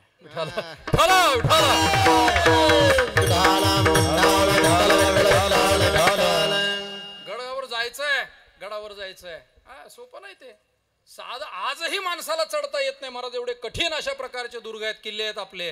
राजाने विचार केला, आता एवढ्या किल्ल्यावरती साधा माणूस चढणं कठीण आहे, तिथं एवढा अवजड प्राणी कसा असेल? याचा अर्थ आमच्याकडे हत्ती नाहीये, आमच्याकडे हत्ती नाहीये. राजाने उत्तर दिलं, महाराज आमच्याकडे हत्ती नाहीये, पण हत्तीच्या बळासारखी माणसं जरूर आहेत. माणसं आहेत, माणसं, हत्तीच्या बळाची माणसं आहेत. कुतुबशहानं प्रश्न विचारला, आणलाय का एखादा हत्तीच्या बळाचा माणूस? एखादा आणलाय का? आपल्या राजाने दिलेला शब्द पडू नये म्हणून येसाजी कंक पुढे आले. 2 पावलं पुढे चढले. हा त्यातलाच एक आहे. येसाजी कंक सडपातळ होते पण बाणेदार, शरीर पिळदार असणारे येसाजी कंक पुढे आले. कुतुबशाने सांगितलं, मग लावायची का कुस्ती दोघाची? तुमच्या हत्तीच्या बाळाच्या माणसाची आणि आमच्या बुलंद हत्तीची कुस्ती लावायची का? येसाजी सांगितलं, काय हरकत आहे लावायला काय हरकत आहे? दिवस उजाडला, दुसऱ्या दिवशीचा वेळ ठरली, रणांगण ठरलं, सगळेजण जमा झाले. छत्रपती म्हणताय, जाऊ दे ना येसाजी, बोलता बोलता मी बोलून गेलो, तू कशाला बळी पडतो? अरे तो हत्ती आहे, पायाखाली चिरडेल, सोंडे खाली धरून सोंडेमध्ये फिरवून गरगर फिरवून मारून टाकेल, जाऊ दे ते सोडून. नाही राजे, शब्द दिलाय तुम्ही, पडू देणार नाही. येसाजी पुढे जातात. तिकडून साखळ दंडातून हत्ती मोकळा केला जातो. चित्कार फोडत तो हत्ती समोर येतोय आणि इकडून येसाजी त्याला सामोरा जातो. येसाजी 2-3 हुलकावण्या झाल्या पण एका सोंडेमध्ये हत्तीनं येसाजीला पकडलं. गरगर फिरवणार, आपटणार, तेवढ्यात वायूच्या वेगानं येसाजी बाहेर पडतात. हातातली तलवार त्या हत्तीच्या सोंडेवर मारतात. चिर चिर चिर करत हत्ती धारातीर्थी पडतोय. सगळीकडून जयघोष झाला, हर हर असा मोठ्यानं आवाज झाला. हो, राजाने डोळे उघडले, बघितलं, अरे येसाजी तर हत्तीच्या सोंडेत होता, कसा वाचला? उलट गोळकोंड्याचा तो बादशाचा कुतुबशाचा हत्ती धारातीर्थी पडलेला, रक्त वाहतय. महाराज तो कुतुबशाह धावत पळतच गेला आणि येसाजीला कडकडून मिठी मारली त्याने. काय वैभव आहे, काय शौर्य आहे, काय तो पराक्रम आहे, काय ते ताकद आहे. आपल्या गळातली एक सुवर्णाची हार काढला आणि येसाजीला देण्याकरता हात पुढं केला. माझा मुद्दा इथं आहे, जरा बारकाई नाही का? हात पुढं केल्यावर येसाजी 2 पावलं मागं सरकतात आणि त्या गोवळकोंड्याच्या त्या कुतुबशाला उत्तर देतात, आमच्या विजयाचं कौतुक करायला आमचा राजा समर्थ आहे, आमचा राजा समर्थ आहे, आम्हाला तुमच्यासारख्याची भीक नको आहे. याला म्हणतात स्वाभिमान. स्वाभिमानच नाही राहिला महाराज आज आमच्याकडे. ज्याची गळ्यात माळ घातली आहे त्याच्याविषयी शंका आहे का नाही? आहे का नाही? शंका आहे. जगद्गुरु तुकोबराय स्वाभिमान सांगतायत, आम्ही भूमीवरी एक पै दैवाचे, या भूतलावरती आमच्यासारखा भाग्यवान दैववान दुसरा कोणी नाही. हे भाग्य दैव जरा विचित्रच आहे. हो, विचित्र आहे. कोणाला भाग्य म्हणावं, कशाला भाग्य म्हणावं, शंकाच आहे. व्यवहारामध्ये जर आपण थोडं बारकाईनं बघितलं ना, एखाद्याला मूळ बाळ नसलं, एखाद्याला मूल नसल, झाले लग्नाला 10-15 वर्ष झाली, मूल नाही. ज्याला मुलं होतात त्याच्या दृष्टीनं तो भाग्यवान ठरतो. ज्याला मूल होत आहे तो म्हणतो, काय भाग्यवान आहे तुम्ही, दरवर्षी पाळणा हलतो. म्हणजे ज्याला नाही ते मुलं होतात त्याला भाग्यवान समजतंय. ज्याला मुलं होतात त्याला विचारा बरं कस काय, ते म्हणजे नसती झाली तर बरं झालं असतं. त्याची भाग्यवान असं परस्पराशी विरोधात आहे. घर नसलं, माणसं म्हणतात, काय हो घर नाही, किती दिवस भाड्याच्या खोलीत राहायचं, भाड्याला भाडं किती दिवस द्यायचं, बाबाची भाषा, भाडं किती दिवस द्यायचं, झालं वाटतं वेळ. विठ्ठल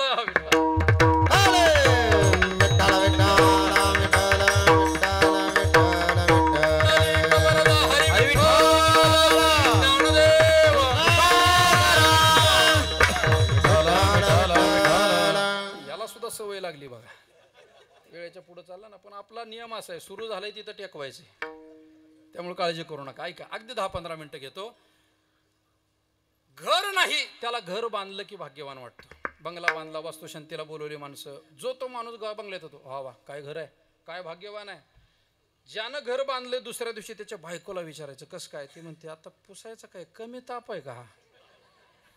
भाग्यवान असं विचित्रपणा आहे. घर बांधणं भाग्य होऊ शकत नाही. हा, मुलबाळ होणं हे भाग्य आहे का? मुलबाळ होणं हे जर मानवी जीवनातलं भाग्य मानलं तर मला वाटतंय ते कुत्री आपलं कधीच जे डिपॉझिट जप्त करतील. हो, कधीच. अहो, एका टायमाला 12 आहेत. जन्मभर प्रयत्न करावा तरी आपल्याला होतील का नाही तेवढी शंका आहे. मूलबाळ होणं हे भाग्य नाहीये. भाग्याचाच विचार करायचा असेल तर भगवंताला जे शरण गेले, भाग्यवंत म्हणोतया शरण गेले पंढरी राया. असे आम्ही या भूतलातले भाग्यवान आहोत, दैववान आहोत. भाग्य परस्पराशी अवलंबलेलं आहे. आपण ज्याला भाग्य म्हणतो दुसरा त्याला दुसऱ्यालाच भाग्य म्हणतो. रामायणातला एक गोड प्रसंग आहे पहा. रामायणामध्ये वनवासात असताना एक दिवस प्रभू रामचंद्रांना तहान लागली. सांगितलं, लक्ष्मणा पाणी कुठं मिळते का बघ रे, पाणी मिळते का बघ. म्हणून पाणी पाहण्याकरता लक्ष्मणजी निघून गेले. सीतामाई प्रभू रामचंद्र दोघे जवळजवळ बसलेले आहेत. बसलेले समोरचं दृश्य पाहिलं. एक झाड आहे, भलं मोठं झाड आहे, बाजूला एक वेल आहे आणि त्या वेलीनं झाडाचा आश्रय करून सगळ्या झाडावर पसरलेली ती वेल पाहिली. दोघांनी दृश्य पाहिलं. सीतामाईने सांगितलं, प्रभो काय ती वेल किती भाग्यवान आहे हो, वेल किती भाग्यवान आहे. संपूर्ण तिनं वृक्षाचा आधार घेतलेला आहे आणि इतक्या उंच गेली आहे. तिला वृक्षाचा आधार भेटल्यामुळे ती वेल वर गेली. प्रभो वेल किती भाग्यवान आहे. प्रभू रामचंद्राने ते दृश्य पाहिलं. वेल वरती गेलेली आहे, बाजूला एक मोठं झाड आहे. प्रभूने सांगितलं, सीते वेल भाग्यवान नाही, तो वृक्ष भाग्यवान आहे. का? ती वेल सगळ्या वृक्षावर आच्छादन केलंय. सगळा ऊन वारा वेलीवर पडतोय, वृक्ष मात्र त्या वेलीच्या सावलीत आहे. सीते वृक्ष भाग्यवान आहे. नाही, वृक्षाच्या आधारामुळे वेल वर गेली आहे, वेलच भाग्यवान आहे. दोघांची चर्चा सुरू झाली. भाग्य कशाला म्हणावं, कोणाला म्हणावं. तेवढ्यात लक्ष्मणजी आले. लक्ष्मणजीला विचारलं, लक्ष्मणा सांग बरं, सीता म्हणते वेल भाग्यवान, मी म्हणतो वृक्ष भाग्यवान, कोण भाग्यवान आहे. लक्ष्मणाने हात जोडले. शहाण्या माणसानं नवरा बायकोच्या भांडणात पडू नये, पडू नये. तुमचं दोघं मिटवून घ्या. नवरा बायकोचं भांडण म्हणजे वादळ तिकडं कुठंतरी वारा सुटतो, तिकडं कुठंतरी ढग जमा होतात, दुसरीकडे जाऊन पडतात. मधल्या माणसाला पुन्हा म्हणतात, तुमचं काय काम होतं आमच्या भांडणात, जाऊ नये, मिटवू नये. ते म्हणले, तुमचं तुम्ही बा. तसं नाही लक्ष्मणा, काही रागवणार नाही, तुला जे वाटतं ते सांग. लक्ष्मणाने बघितलं, वेल आहे, वृक्ष आहे, वेलीनं सगळं वृक्ष आच्छादन केलेलं आहे. लक्ष्मणाने सांगितलं, दादा वेलही भाग्यवान नाही, वृक्षही भाग्यवान नाही, या दोन्हीच्या आश्रयाला असणारा हा लक्ष्मण भाग्यवान आहे. विठाला विठाला विठाला.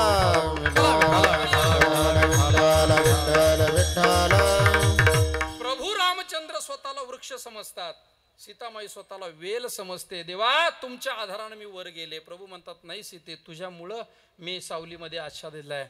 पण लक्ष्मणजी म्हणतात, तुमच्या दोघाच्या आश्रयाला मी नाही, हा खरा भाग्यवान आहे. देवाच्या आश्रय प्राप्त होणं हे भाग्य आहे, दैव आहे. हे दैव आम्हाला प्राप्त कसं झालं, कशामुळं दैव आम्हाला प्राप्त झालंय. जगद्गुरु तुकोबाराय सांगतात, आमच्या वाणीला निधान सापडलंय. निधान हे वाचे सापडले, आमच्या वाणीला निधान सापडले. निधान कशाला म्हणतात याचं निदान लागत नाही. निधान कशाला म्हणावं याचं बऱ्याच वेळा, जोपर्यंत निदान लागत नाही ना तोपर्यंत उपचार करता येत नाही. उपचार करता येत नाही. आपण आजारी पडलो, डॉक्टर निदान लागलं पाहिजे. निदान लागलं तर उपचार आहे, योग्य उपचार आहे. निदानच लागलं नाही मग फक्त तपासणी, प्रयोग प्रयोग प्रयोग. कोरोनाच्या काळात असेच प्रयोग झाले. हे औषध वापरा, नाही फरक पडला, द्या दुसरं, द्या तिसरं, बदल. नुसता प्रयोग केला महाराज. ज्याचा प्रयोग चांगला झाला तो बाहेर आला, तो बाहेर आला. ज्याचा नाही यशस्वी झाला तो गेला, तो घरी पण नाही आला, तिकडंच गेला. मागे आत्ता 2-4 दिवसापूर्वी एकाने सांगितलं, ज्यांची डेड बॉडी आम्हाला मिळाली ते आमचे नव्हतेच. आता आमचे नव्हतेच, आमचे असे मजबूत होते, ते तसे नव्हतेच. मुद्दा माझा असा आहे, निदान होणं नितांत गरजेचं आहे. कशाला म्हणतात निदान, कशाला निदान म्हटलंय. संतांनी निधानाचं वर्णन करत असताना, तो हा विठोबा निधाना, तो हा विठोबा निधाना, याचे ब्रह्मादि का ध्याना, याचे ब्रह्मादि का ध्याना, पाऊले समाना विठेवरी शोभती, पाऊले समाना विठेवरी शोभती, पाऊले समाना विठेवरी शोभती, पाऊले समाना विठेवरी शोभती. हा विठोबा निधाना जो जुना आहे, निदान जुना असतं. जुनाट जुगादीचे बहुता काळाचे ठेवणे लोपले होते, पारिकेपणे ठाव चळणे चुकविला. पाताळीचे निधान, ज्ञानोबा वर्णन करतात ना, जुना ठेवा पण आपल्या अज्ञानामुळे तो आपल्याला सापडला नाही. महद्भाग्यानं संतांच्या कृपेनं आपल्याला तो सापडला. पूज्य श्री सद्गुरु चंद्रदास महाराज यांची कृपा झाली आणि 42 वर्षापूर्वी हा निधा सापडला आपल्याला. आज त्याची सेवा आपण करतो आहोत. जुनच आहे पण आपल्या कृपेनं प्रयत्नानं सापडलं. असं ते निधान म्हणजे पांडुरंग परमात्मा आमच्या वाणीला सापडला. मग एकदा का परमात्मा वाणीला सापडला की आपण काय करावं, भजन करावं त्याचं. विठोबा रखो माई, हरी जय जय जय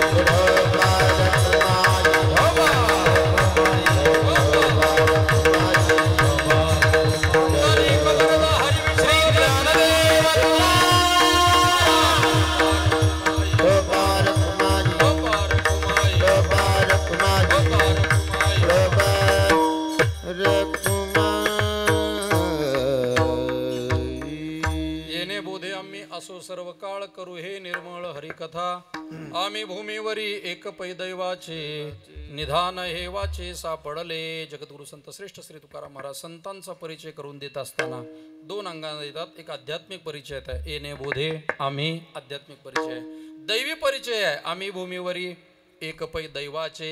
आमच्यासारखा भाग्यवान दैववान दुसरा कोणी या जगामध्ये नाही. का आमच्या वाट्याला हे दैव आलं तर आमच्या वाणीला निधान सापडलं. परमात्मा आमच्या वाणीला सापडला, त्याचं भजन आम्ही नित्य करतो आहोत. त्या भजनाचा परिणाम काय होईल तर तील कुळे दोन्ही उभयता गाता ऐकता सुखरूप. आम्ही तर भजन करून आम्ही तरुण जाणारच आहे, पण ज्या कुळात आमचा जन्म झालाय ते कुळ सुद्धा आम्ही तरवून नेऊ. नामधारक सामान्य नाही आहे, नाम साधना ही सामान्य नाही.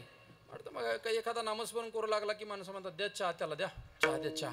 बिचारा सकाळपासून नामस्मरण करतो, तो बिचारा नाही, तुम्ही बिचारी आहे.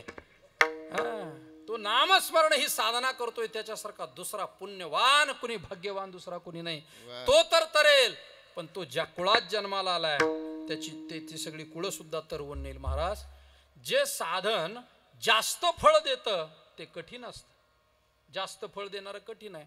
सोयाबीनचं नुकसान झालं समजा, झालं किती नुकसान होईल एकरी 40-50 हजार. 40-50 हजार. मोसंबीचा बागच गेला लाखोनं. जे जास्त फळ देणार आहे ते नुकसान सुद्धा तेवढंच करतं महाराज.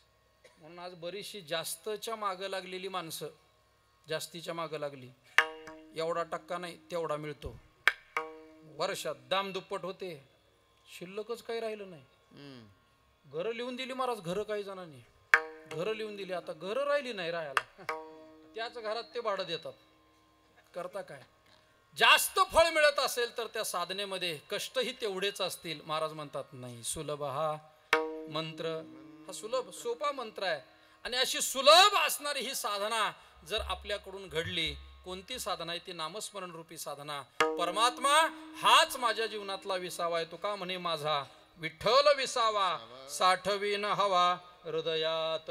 परमात्मा विसावा होतो, परमात्मा विश्रांतीचं ठिकाण होतो. तो परमात्मा कोण आहे? विठ्ठल. तो का म्हणे माझा विठ्ठल विसावा साठवीन हवा हृदयात. संपूर्ण जगताचं उपास्य दैवत असणारा परमात्मा पंढरीश परमात्मा आपलं विश्रांतीचं ठिकाण व्हावं. पण ते होत असताना महाराज सांगतायत आम्ही या बोधानं संपन्न आहोत. तो बोध नेमका कोणता आहे त्याचा थोडासा विचार आपल्याला विस्तारानं करावा लागेल.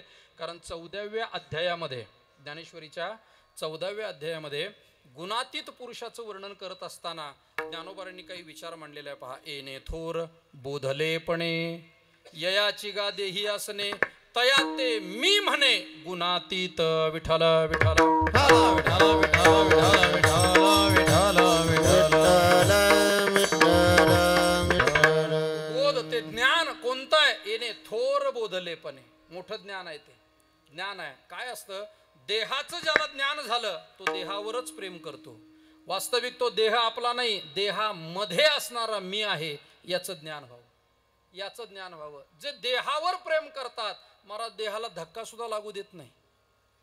जरा थंडी वाढली, आळंदीची वारी सोडली काही जणांनी, आळंदीची वारी. जरा पाऊस पडायला लागला, वारीत मग परत येतात महाराज माणसं पायी चालत चाललेले. काय करता मग? शीर सलामत तो शीर सलामत तो पगडी पशास. अरे किती जरी सांभाळलं तरी जाणारच आहे. ज्यांची देहावरची आसक्ती कमी झाली, हा देह माझा नाही, कधीतरी जाणार आहे, हा बोध ज्याला झाला ते संत महात्मे. देह जावो अथवा राहो पांडुरंगी दृढ भावो, पांडुरंगी दृढ भावो. मग ते देह जाण्याचा विचार करत नाही. गेला तर गेला, राहिला तर भगवंताच्या सेवेमध्ये वापरायचा आहे, गेला तर गेला, काय हरकत आहे, आपला नव्हता. हे ज्ञान ज्यांच्या अंतःकरणामध्ये बिंबलंय, अशा बोधावर आरूढ झालेले जे येणे बोधे आम्ही, असे आम्ही आहोत. काय होतं? ज्ञान झालं की माणसाची समजूत बदलते. बघा, समजूत बदलते. आणि समजूत बदलली की माणसाच्या वागण्यात सुद्धा फरक पडतो. ज्ञान व्हावं लागतं. साधा दृष्टांत देतो आपल्याला, प्रपंचाचं ज्ञान. वडील मुलाला सांगतात असं वागू नये, तसं वागू नये, अमुक करू नये, तमुक करू नये. मुलगा ऐकत नाही. तारुण्याच्या मध्ये न माने कोणाचं ऐकत नाही. मग वडील म्हणतात आता याचे 2चे 4 करा. याला कळू द्या प्रपंच काय असतो, जबाबदारी काय असते, मग याला मग वाटण्यावर येईल, जागेवर येईल, मग जागेवर येईल. ज्ञान झालं की माणसाची समजूत बदलते, समजूत बदलली की त्याची विचारधारा बदलते, आचरण बदलतं. पूजनीय गुरुवर यांच्या मुखातला दृष्टांत आहे. काय झालं, वडील वारले आणि लहान असणाऱ्या मुलाला आईनं मोठं केलं. महाभारतात वर्णन आलंय. अनाथ कोण याचं वर्णन करत असताना विदुर नीतीमध्ये असा विचार आलाय, मातृलाभे सनाथत्वम अनाथत्वम विपर्ये. ज्याच्या जीवनामध्ये आई जिवंत आहे आणि वडील गेलेले आहेत, ती व्यक्ती, तो मुलगा अनाथ होत नाही, अनाथ नाही तो, कारण त्याला आईचा लाभ आहे. अजून आई दोन्हीची जबाबदारी सांभाळू शकते. महाभारत बोलतंय, आई वडील गेले असतील आणि आई जिवंत आहे, तो मुलगा अनाथ नाही. पण आई गेली आणि वडील जिवंत आहे, तो अनाथ आहे. अजून पुढचं वर्णन महाभारताने केलंय. वडिलांनी दुसरी केली, दुसरी, एखाद्याची पत्नी गेल्यावर तो म्हणतो आपलं काही नाही हो, आपलं काही नाही हो, यांनी कोणाला आई म्हणावं, यांनी कोणाला आई म्हणावं म्हणतो तो, आणतो दुसरी, त्याची बायको होईल, हा मात्र अनाथ राहील, हा मात्र अनाथ राहील. म्हणून त्या आई, वडील गेले, आई जिवंत आहे, आईनं आपल्या लहानच मुलाला मोठं केलं, दुसऱ्याचे काबाड कष्ट केले, काम केलं, मुलाला वाढवलं. वेळ झाला होता, लवकर नोकरीला लावलं, मुलगा नोकरीला लागला. नोकरीला लागल्यामुळे त्याचं लग्नही झालं, ती नवीन नवरी घरात आली. आता लहानपणापासून त्या मुलाच्या आवडी निवडी सगळ्या आईला माहीत होत्या. त्यामुळे सुनबाई घरात आल्याबरोबर तिनं सुनेला सांगितलं, हे बघ, लहानपणापासून मी याला स्वयंपाक करून खाऊ घालते, त्यामुळं स्वयंपाक इथून पुढचा सुद्धा मीच करणार. जुन्या काळातली होती ती. आता सुपारी फुटली की सासू अशी हवेत उडते. आता सुनेची भाकरी खाणार, सून आली की सुनेच्या हातची भाकरी खाणार, हे फक्त येईपर्यंत म्हणायचंय, नंतर तिलाच करावं लागते, नंतर तिला करावं लागते. त्या सासूने सांगितलं, तू बाकीची कामं कर, घरातला स्वयंपाक मात्र मीच करणार. ठीक आहे, तिलाही वाटलं चला करती, मात्र करू द्या. ती स्वयंपाक करायची. चाललं 2-3 वर्षाचा कालावधी निघून गेला. एक दिवस त्या सुनबाईनं आपल्या सासूच्या जवळ गेली आणि सांगितलं, आत्या, काय आजचा स्वयंपाक मी करते की, आज मी बनवते स्वयंपाक. तिने सांगितलं, काय माझ्या भाजीत मीठ जास्त झालं का, काय एखादा केस निघाला, पांढरा केस निघाला का, तू करते, चाललंय ना, मी करते ना व्यवस्थित. नाही नाही, पण समजा आत्या तुम्ही गेला, ती सून सासूला सांगते, आत्या तुम्ही जर समजा गेला पंढरपूरला वारीला, एवढे वाईट विचार कीर्तनात कधी आणत जाऊ नका, कधी आणत जाऊ नका. समजा तुम्ही वारीला निघून गेला तर माझ्याही हाताची चव त्यांना असावी, म्हणून आजचा स्वयंपाक मी करते. पटलं तिला, जा म्हणे, कर्ज जा जा कर्ज. गेली स्वयंपाक घरात. पण गंमत अशी, महाराज आतापर्यंत स्वयंपाक केला नाही. बरं, करिअरच्या नादात आई वडिलांकडे असताना केला नाही, करिअरच्या नादात. आता काय असं काही प्रोटोकॉल नाही. आता समजा महाराज तुम्ही मुलगी बघायला गेला, जुन्या काळातली माणसं विचारायचे, तुला स्वयंपाक येतो का, येतो का. महिला मंडळी जवळ जाऊन बसायचे ना, हळूच विचारायचे, काय काय जमतं, पुरणपोळी जमते का, हां, असं विचारायचे. माझं तर एक मत आहे, माझं एक वैयक्तिक मत आहे, ज्याला चांगली पुरणपोळी खायची आहे तिच्या डोक्यावरचा पदर पडला नाही पाहिजे. जिच्या डोक्यावरचा पदर सहजासहजी पडत नाही, चांगली पोळी करू शकते, चांगली पोळी करू शकते ती. असं एक माझा वैयक्तिक विचार आहे. बाकी काय असेल ते असं. कारण पुण्यामध्ये आमच्या बऱ्यापैकी आता पुरणपोळ्या सुद्धा हॉटेलात मिळायला लागल्यात. ज्याला पुरणपोळी खायची आहे, विशिष्ट त्याचे दिवस ठरलेले आहेत, रविवारचा दिवस पुरणपोळी मिळते, मग तिथं गर्दी होते जास्त. समजायचं घरी मिळत नाही, साधा विचार आहे याचा, कारण बनवताच येत नाही ना महाराज.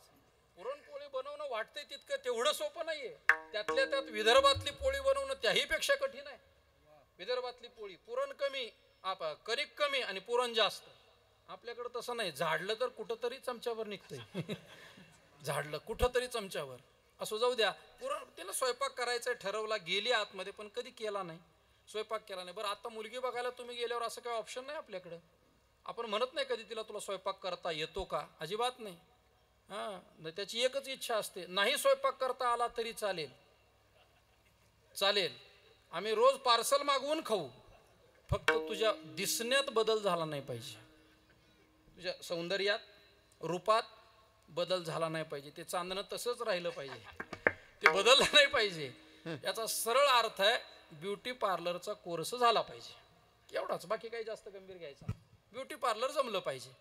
विचारलं जातं तसं, आली महाराज ती स्वयंपाक करायला लागली, पण करता येत नाही. करावं कसा? पोळी करायची, चपाती करायची. 3 घड्याची चपाती करणं अवघड आहे. आता जे आळंदीमध्ये वगैरे शिकलेले आहेत किंवा बाहेरगावी कामाला गेलेले, मेसचं जमलं नाही, त्यांना जमतं महाराज हे स्वयंपाक करणं. 3 घड्याची पोळी लाटायची, तिला गोल आकार द्यायचा. अवघड आहे. तुम्हाला वाटत असेल सोपं, एवढं घरी जाऊन जरा करा प्रयत्न. बघा 3 घड्याची त्रिकोणातली पोळी गोल आकार जमते का? नाही जमत. तिला माहीत नव्हतं, पण बघितलेलं आपलं तिनं विचार केला. कणिक मळली, घेतली कणिक, थोडी 3 घड्या घातल्या, लाटायला लागली. पण पहिली चपाती भारताचा नकाशा. पहिली चपाती इकडून पाक व्याप्त काश्मीर, इकडे लडाखची घुसखोरी. जमेना ना महाराज, आकारच जमेना चपातीचा. तिला वाटलं चला पहिला डाव भूताचा, मोडली चपाती. अरे म्हणले पहिला डाव देऊन टाकला. दुसरी लाटली, महाराष्ट्राचा नकाशा. गोल चपातीची आहे नाव. कणिक सगळी बाजूला गेली, मध्ये मोकळच. एवढा पाऊस पडला तरी आता लगे 2 महिन्यांनी येणार आहे बघा. गावात दुष्काळ, टँकरची व्यवस्था करा. काय होतंय काय कळत नाही. कुठंतरी आपण थोडंसं पाणी आडवा, पाणी जिरवा करावं की. जरा बांध घालावेत, शेती जरा व्यवस्थित करावी. शेतकरी इकडे ओट्यावर बसणारा म्हणणार काय जरा सध्या अवघडच आहे थोडंसं. काय होतंय काय की बाबा, आता ह्यांच्यात लढत चालली. लढतील ते. आपलं जे काम आहे ते आपण पाहावं ना. काकडा करणाऱ्या मंडळी सकाळी उठून काकडा करावा, त्यासाठी रात्री लवकर झोपावं. तसं नाही. हे बसल्या बसल्या म्हणतात काय होईल हो यंदा. बिहारचं झालं तसं महाराष्ट्रात होईल का? त्याचं काडी लागू दे तिकडं. आपलं भजन आहे, आपण करत राहावं. बाकीचं काय उद्योग करावा. माणसाला गप बसत नाही महाराज. चौकशा करण्याची जास्त सवय. तिनं दुसरी चपाती लाटली, महाराष्ट्र मध्ये दुष्काळ पडला, कणिकच नाही, सगळी कणिक बाजूला निघून गेली. पुन्हा तिसरी चपाती लाटली, कशी बशी गोल झाली, तव्यावर टाकली. गंमत आहे का, ज्याने स्वयंपाक केलाय त्यांना माझं विचार लवकर पटेल. तव्यावर टाकावी लागते चपाती, पण कधी चांगला तापावा लागतो. हिनं टाकली, पण पलटायचं कुठं ध्यानात आहे. दुसरी लाटण्याच्या नादात तव्याकडे बघितलंच नाही. अशी कडक झाली चपाती. कडक चपाती डब्यात बसना. ज्या डबा करून द्यायचा ना नवऱ्याला कामाला जाणार, ते डब्यात बसवायला लागली, पण डब्यात काही बसनच गेली. कडक चपाती. हिनं झाकण टाकलं की ते गारुड्याचा नाक कसा टोपलीतनं फणा वर काढतो, तशी ती चपाती अशी वर डोकवायची. झाकणच बसेना. दाबून झाकण लावलं, डबा पॅक केला, नेऊन टेबलवर ठेवला. रोज आपलं 10 वाजता ऑफिसला जाणारा नवरा आला, डबा उचलला, ऑफिसला गेला. दुपारच्या वेळी लंच टाइम होता, दुपारी जेवायला बसले. आता काय मला अजूनही हे सूत्र कळत नाही महाराज. शेतकरी वारकरी जेवायला सगळे एकत्र बसतात. एकमेका देऊ मुखे. याचा घास त्याला, त्याची भाजी त्याला, त्याचं लोणचं त्याला, पोटभर होऊन जातं जेवण. शिकलेली माणसं आपुली आपण करा सोडवं. नाही महाराज, देत नाही ते. आपापल्या टेबलवर त्यांनी आपला डबा उघडायची गरज काय. महाराज उघडला नाही, चपातीनं झाकण काढून टाकलं वर. चपाती मोडायला लागला. मोडते कुठं, कडक झालेली चपाती तुटते का काय. कसा बसा अर्धी चपाती खाल्ली, डबा बंद केला. 5 वाजता ऑफिस सुटलं, घरी आल्याबरोबर डोक्यात मनामध्ये एक राग भरलेला. एवढे दिवस काम करतो, कष्ट करतो, यांच्या करता करतो. बरं त्याच्या मनात एकच, आत्तापर्यंत स्वयंपाक करणारी आई आहे. आई डबा करते, आई स्वयंपाक करते. आज काय म्हातारीचं डोकं जागेवर नव्हतं का, बिघडलं होतं का, असं का केलं. माझ्या करता एवढं करता येत नाही, 2 चपात्या व्यवस्थित बनवता येत नाही. रागात म्हातारी आई दारात बसलेली धान्य नीट करते. आई कळत नाही तुला, म्हातारी झाली, स्वयंपाक कसा करावा. आईच्या लक्षात आलं काहीतरी बिघडलं. काही बोलली नाही बिचारी. जुन्या काळातली होती, काही तक्रार केली नाही. आताच्या स्त्री म्हटली असती मी कुठं केलंय, लगेच म्हटली असती, पण ती बिचारी गप्प बसली, काही बोलली नाही. घरात गेलं, हातपाय धुतले, बायकोनं चहा दिला आणून, चहा पिला. पुन्हा बडबड चालू. कळत नाही तुला, म्हातारी झाली, डोक्यावरचे केस पांढरे झाले, कसा स्वयंपाक करावा, साधं 2 चपात्या नीट करता येत नाही का, एवढी कडक करायची असते का. बड चालू केली. म्हातारीला राहुलं नाही. ती म्हणे अरे बाळा, मला कशाला बोलतो, आजचा स्वयंपाक काय मी केलाय का. शब्द कानावर पडले, ज्ञान झालं. आता मुद्दा इथं आहे. ज्ञान झालं, लगेच शब्द बदलले, समजूत बदलली ना. लगेच समजू, अरे तू नाही केला, बरं असू दे. कदाचित पीठ खराब आला असं. लगेच पीठ खराब झालं. लगेच ज्ञान झालं, समजूत बदलते. समजूत बदलली की त्याची विचारधारणा सुद्धा बदलते. जगद्गुरु तुकोबाराय सांगतात, संत वाङ्मयाचा आश्रय करावा, साधू संतांच्या शरणांगती करावी. परिणाम आमच्या जीवनामध्ये ज्ञान होईल, देहाचं ज्ञान होईल, परमात्मा स्वरूपाचं ज्ञान होईल, आणि आमच्या जीवनातलं आचरण सुद्धा सुधारेल, बदलेल. अखंड हरिनाम सप्ताह करण्याचं काय कारण काय. संतांनी एवढे मोठे उत्सव आपल्या गावामध्ये आपल्या परिसरामध्ये का केले असतील? काही काम नव्हतं उगा आम्हाला एवढ्या लांबून बोलवायचं आणि काहीतरी विचार सांगा म्हणायचं नाही. साधा साधा विचार केला तर आज आपल्या या संस्थांचा उत्सव आणि या उत्सवातला साधा जर खर्च काढला, मला वाटतं दिवसाला 1 लाख तरी 1 लाख तरी असेल दिवसाला, जास्तच असेल. 1 लाख रुपये रोजचा खर्च करायचा, 8 दिवसाचे 10 लाख रुपये खर्च करायचे. कशासाठी? आमचा विचार बदलला पाहिजे, आमचा उच्चार बदलला पाहिजे, आमचा आचार सुद्धा बदलला पाहिजे. ही भूमिका संतांनी समोर ठेवून हे प्रबोधनाचं कार्य केलंय. तेच कार्य पूज्य श्री महाराज ज्ञानदास महाराजांच्या चंद्रदास महाराजांच्या पुण्यतिथीचं औचित्य साधून पूजनीय बाबांच्या आश्रयातून मार्गदर्शनातून एक मोठी परंपरा आहे महाराज. या संस्थानला एक मोठी परंपरा लाभलेली आहे. पूज्य श्री गंगागिरीजी महाराज यांच्यापासून, नारायणगिरीजी महाराज यांच्यापासून, त्याचबरोबर आत्ता मठाधिपती असणारे गादीचे आपले रामगिरी महाराज यांच्यापासून लाभलेली परंपरा. दास या परंपरेचं एक प्रकारचं मुख्य असं ब्रीद आहे. सेवा करावी. वारकरी संप्रदायात नाही तरी सेवाच सांगितली आपल्याला. जो काया मने सेवकू होईल इयेचा, तो स्वानंद साम्राज्याचा चक्रवर्ती करी. अशा ज्ञानेश्वरीची सेवा आपल्याकडून घडावी. इथं सुद्धा ज्ञानेश्वरी पारायण आहे. पारायणाला बसा, जेवढं शक्य आहे तेवढ्यानी पारायणाला बसा. नाहीतरी आपण सुनबाई करत असताना तिला काय विचारतो, शिकली आहे का, शिकली आहे का? मग जर शिकलेली असेल तर तिनं थोडी ज्ञानेश्वरी वाचली पाहिजे. तिच्यासोबत तिला घेऊन येताना आपणही वाचली पाहिजे. ज्ञानेश्वरी वाचा, पारायण या निमित्तानं करत चला. आपण पारायण करा, ते पारायण आपल्या घरी घेऊन जा. एखादी उपवर झालेली मुलगी आहे, आता लग्नाचे सीझन चालू आहेत पहा, गावामध्ये आपल्या या उत्सवामध्ये पारायण केलं, ती ज्ञानेश्वरी घरी घेऊन जावी. तिचं लग्न ठरलेलं आहे, त्या लग्नाचा दिवस उजाडला आहे, मंगलाष्टिका झाल्या, कन्यादान झालं आणि मुलगीची बोळवण करत असताना त्या गाडीमध्ये ज्या वेळेला आपण त्या मुलीला बसवू ना, त्यावेळेला त्या मुलीच्या आईनं एक काम करावं, ती ज्ञानेश्वरी पारायणाची घ्यावी आणि जाऊन त्या मुलीच्या हातामध्ये द्यावी. बाई, नांदायला चाललीस, तुझा संसार सुखाचा व्हावा, याच्याकरता ही ज्ञानेश्वरी घेऊन जा, द्या तिला. नाहीतरी आपण भरपूर काही देतो महाराज. अगदी त्या दिवसापासून तिनं जर ठरवलं वेगळं निघा, वेगळं निघून संसार बघा, असं जर ठरवलं, एवढी सगळी व्यवस्था आपण करतो ना, सगळं काही देतो महाराज. मुलीवर प्रेम आहे, आपण तिला जे पाहिजे ते देतो ना. देत असताना एक ज्ञानेश्वरी तिला द्या, तिच्या हातामध्ये द्या. आणि तिची जी सासू आहे ना, त्या सासूला सांगा, बाई, तुझ्या घरी मी तुझ्या मुलाचा प्रपंच वाढवणारी मुलगी नाही, तर तुझ्या कुळाचा उद्धार करणारी, ज्ञानेश्वरी वाचणारी मुलगी मी तुझ्या घरी पाठवली म्हणा. पारायण याच्या करताय, सप्ताह याच्या करताय, सद्ग्रंथाचं वाचन आपल्याकडून घडावं. पण तसं आहे नाही म्हणत. बबे बघ 4 दिवस पाहुणा हातात येतोय का नाही बघ, नाही तर ये घेऊन इकडं पानटपरी देऊन टाकून. काय संस्कार आहेत आपले. सप्ताह व्हावेत याच्या करता व्हावेत. तरुण मंडळी गावातली तयार व्हावीत, गावामध्ये हरिपाठ व्हावा, आपला विचार बदलावा, याच्याकरता या नामसप्ताहाची योजना आहे. सुंदर अशा प्रकारे आपल्या या ढवळेश्वर संस्थांच्या वतीनं हा होत असणारा उत्सव, अशीच ही दिव्य परंपरा चालत राहावी. पूजनीय बाबांना उदंड आयुष्य लाभावं. नम्रता म्हणजे काय असते, ज्या ज्या वेळेला आम्ही आळंदीमध्ये असतो, पूज्य मारुती बाबा पाहिले की जे समाधान लाभतं ना. मी मागही एकदा या संस्थानावर येऊन गेलो आमच्या माऊली महाराजांच्या सोबत. बाबांचं जीवन अगदी त्या पद्धतीचं आहे. माना अगर न माना, तुम्ही नका स्वीकारू, पण तुमच्या जीवनामध्ये असणारी जी शांतता आहे आणि जी कृपादृष्टी आपल्या साधकाविषयी, अशीच कृपादृष्टी अखंड आपल्यावरती राहावी, अशी माऊलींच्या चरणी प्रार्थना करतो. माझ्या संबंध गुणवान कलाकार मंडळी, सर्व साधक मंडळी, आमचे वारकरी संप्रदायातले टाळकरी, आपण सर्व श्रोते मंडळी, सर्वांना धन्यवाद देतो. उपस्थित कीर्तनकार महाराज मंडळी, सर्वांना धन्यवाद देतो. झालेली सेवा भगवान श्री ज्ञानोबा जोग महाराजांच्या चरणी, पूज्य श्री महाराजांच्या चरणी अर्पण करून माझ्या सेवेला पूर्णविराम देऊ. ज्ञानेश्वर माऊली ज्ञानराज माऊली ज्ञानेश्वर माऊली ज्ञानराज माऊली ज्ञानेश्वर माऊली ज्ञानराज माऊली ज्ञानेश्वर माऊली ज्ञानराज माऊली ज्ञानेश्वर माऊली ज्ञानराज माऊली तुकाराम ज्ञानेश्वर माऊली ज्ञानराज माऊली राम तुकाराम. हात